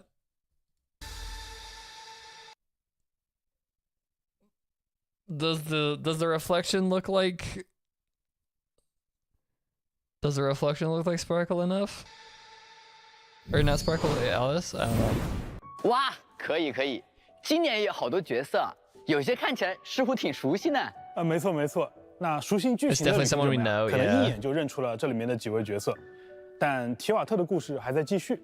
即便在这张图上并未出现他们的身影，未来我们的命运也可能会纠缠在一起。哦，我知道了。咱们的旅程啊还在继续，就算偶尔驻足啊，也会不断向前。是的。 One of the girls can be Amber's trainee, mentioned in the recent. The first 3-star. The first 3-star character, a trainee of a 4-star. 也感受到了，原神团队一直是说到做到的。我们在去年的幕后故事当中啊，给大家许下过很多承诺，都在《罗德卡莱空月之歌》的版本中逐一实现了。那这些呢，仅仅只是原神成长历程中的一个片段而已。无论是技术创作， 还是人才的进化，都在我们这个大家庭里有条不紊地在进行着。我相信啊，只要大家能一如既往地相信我们，我们就会一如既往地创造惊喜与奇迹。在原神当中啊，与世界生态的交互会变得更加的丰富和生动，在剧情当中的叙述方式呢，也将更加的具有代入感。原神作为一个坚持内容为本的团队，我们尽力的做到所有的内容都事出有因、自然自洽。 我们衷心希望啊，大家不仅能相信我们，更能相信原神这个世界。那这种彼此的信任，对原神的热爱，才是支持我们与大家继续前行的原动力。我们有信心，也有能力，能够守护并回馈大家的这份信任与热爱。鸡哥说的太好了，只要是能让旅行者的冒险旅程啊更生动、更动人的内容啊，就是值得我们去做的。我们也相信项目组的各位同学啊，会持续为旅行者 带来更多好玩的内容，给大家长长久久的陪伴。当然，也请各位旅行者相信我们能够继续说到做到。I'm gonna be like fucking 50 and still like streaming every Sunday, watching, playing fucking Genshin Impact. 做到的事情，在未来我们也会继续探索原神的更多。They're gonna have like frozen Daoi's body in the basement of Hoyo headquarters, like Walt Disney style.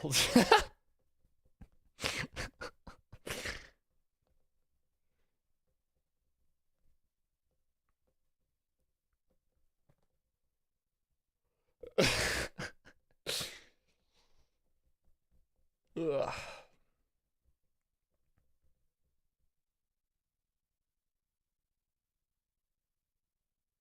Shadow Sandrone and a new body. So current body is gonna be destroyed in an Archon quest. I can see it.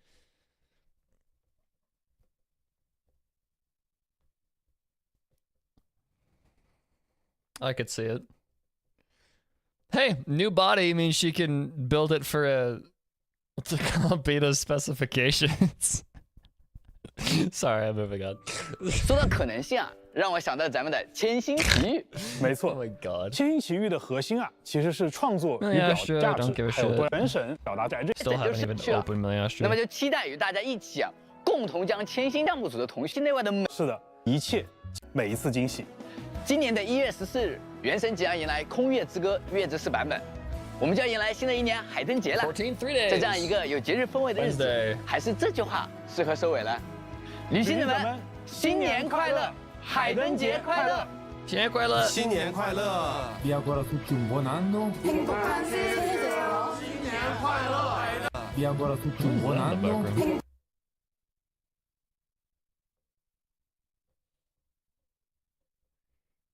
That's a really cute mouse pad. I'm gonna be straight up.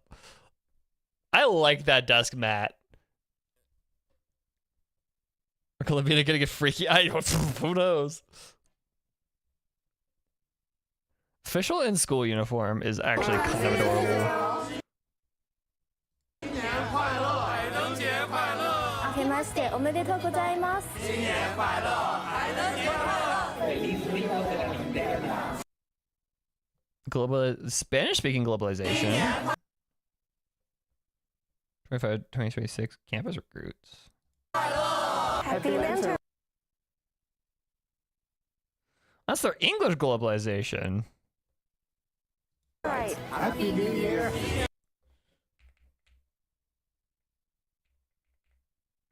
Globalization, United States and Singapore.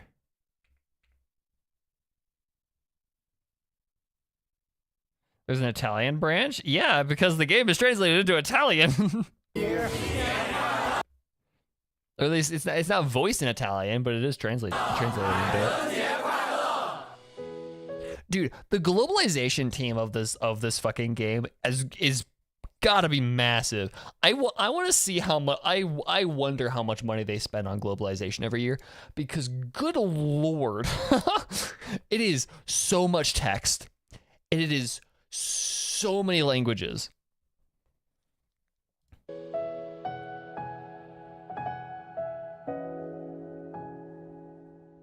Anything here at the end? No. Yeah, it is so. They've got to spend just absurd amounts of money on globalization every year, because it is insane how much they have to do. Anyways. While we're here, before we leave. Yeet. Might as well, just in case, right?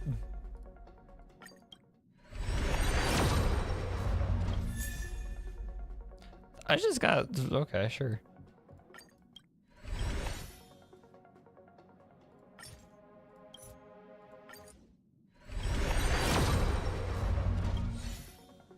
No.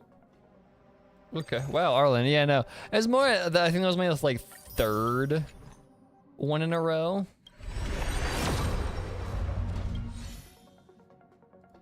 Damn, no link shot.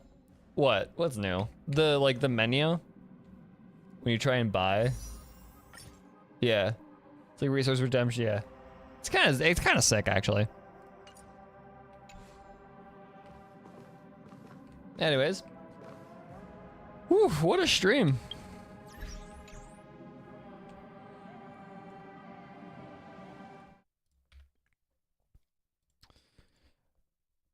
I'm really excited for this next patch. I don't know if you could tell. I'm excited for Columbina. I'll be straight up.